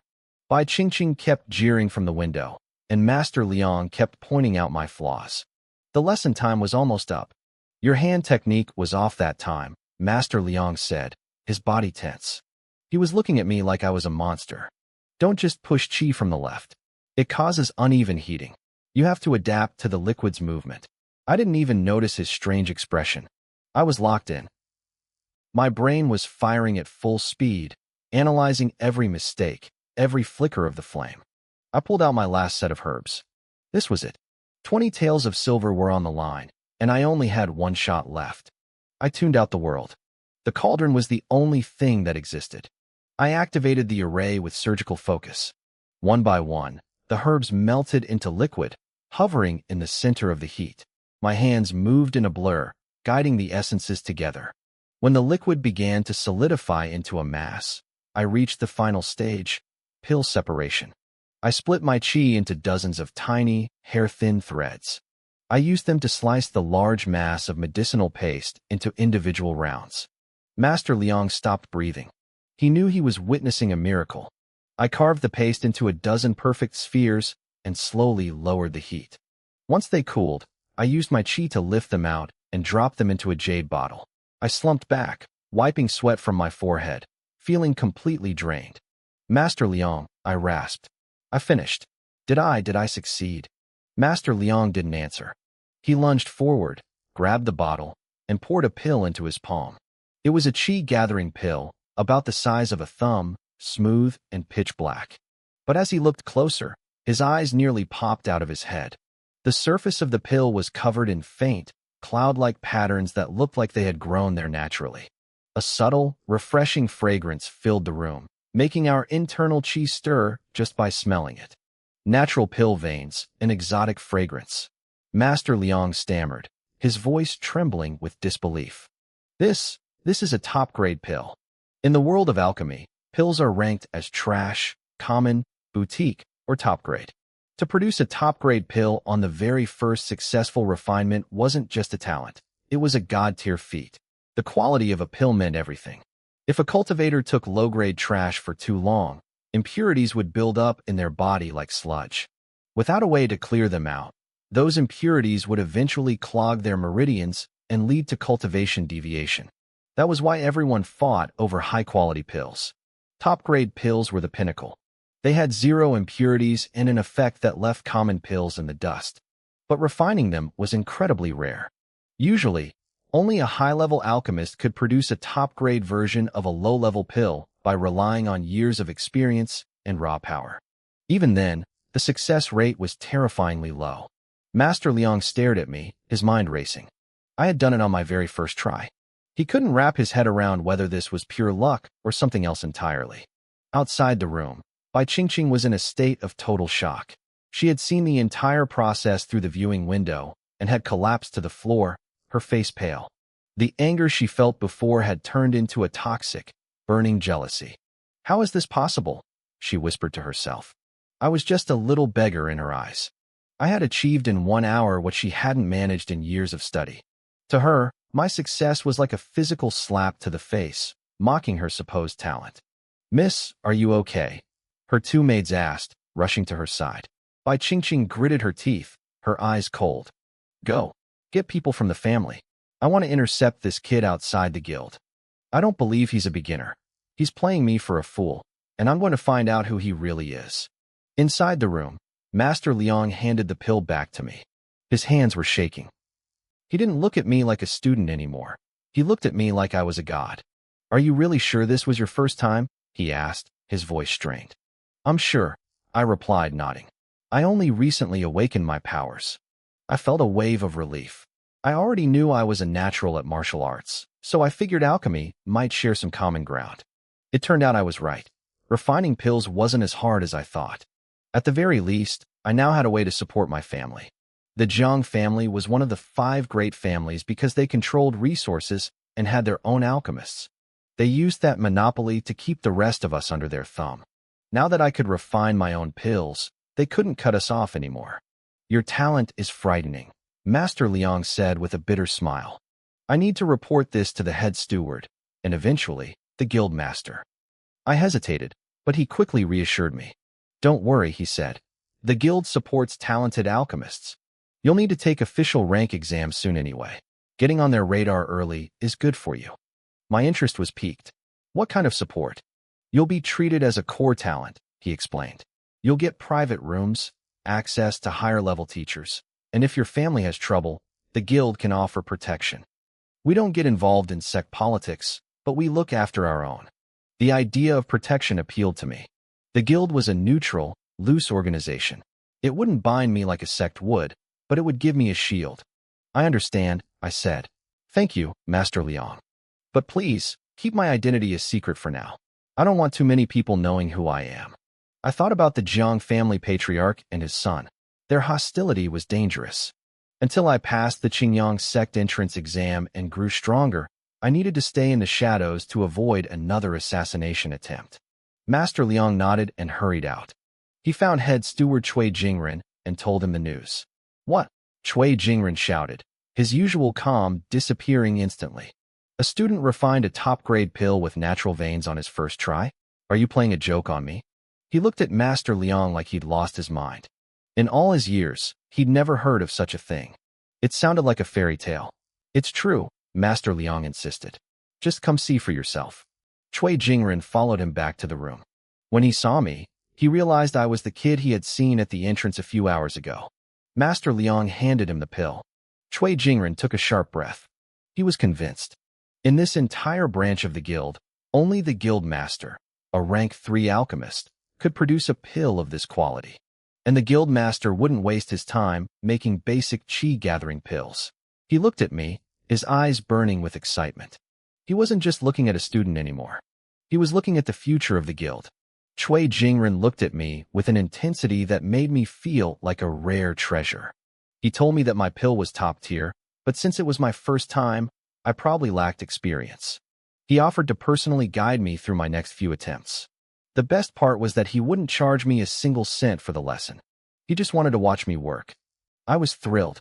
A rank 2 alchemist usually charged 100 taels of silver per hour for tuition.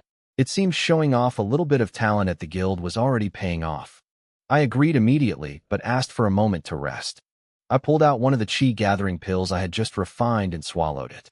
As the medicine dissolved, something incredible happened. With the help of my divine dragon soul, the surrounding spiritual energy rushed toward me like a tidal wave. My cultivation speed didn't just increase, it exploded. I estimated it was at least 10 times faster than using a standard pill. If I could keep this up, I wouldn't even need to hunt demon beasts to grow stronger. I felt a surge of hope. My family's business could dominate the entire Xuanwu city if we sold pills of this quality. No one else could compete. Once my energy was fully restored, I stood up. Under the watchful, eager eyes of Liang Yun and Cui Jingren, I started the furnace again. My first attempt this time was a failure. The pill crumbled during the final formation stage. Cui Jingren didn't mind. He told me not to worry and that mistakes were natural for a beginner. He thought I just needed to refine my technique. I nodded and tried again. At first, my success rate was only 50%. I would succeed once, then fail the next. But as the hours ticked by, I felt the rhythm of the flames in my bones. By my 10th attempt, I stopped failing entirely. I hit a 100% success rate. The room went dead silent. I looked up and saw Liang Yun and Cui Jingren staring at me like I was a monster. Every single pill I produced was top grade with natural veins. It had taken me less than 3 hours to go from a total novice to a master of the chi-gathering pill. Cui Jingren's mind was clearly reeling. Even the guild master, a rank 3 alchemist, couldn't guarantee a top-grade result every single time.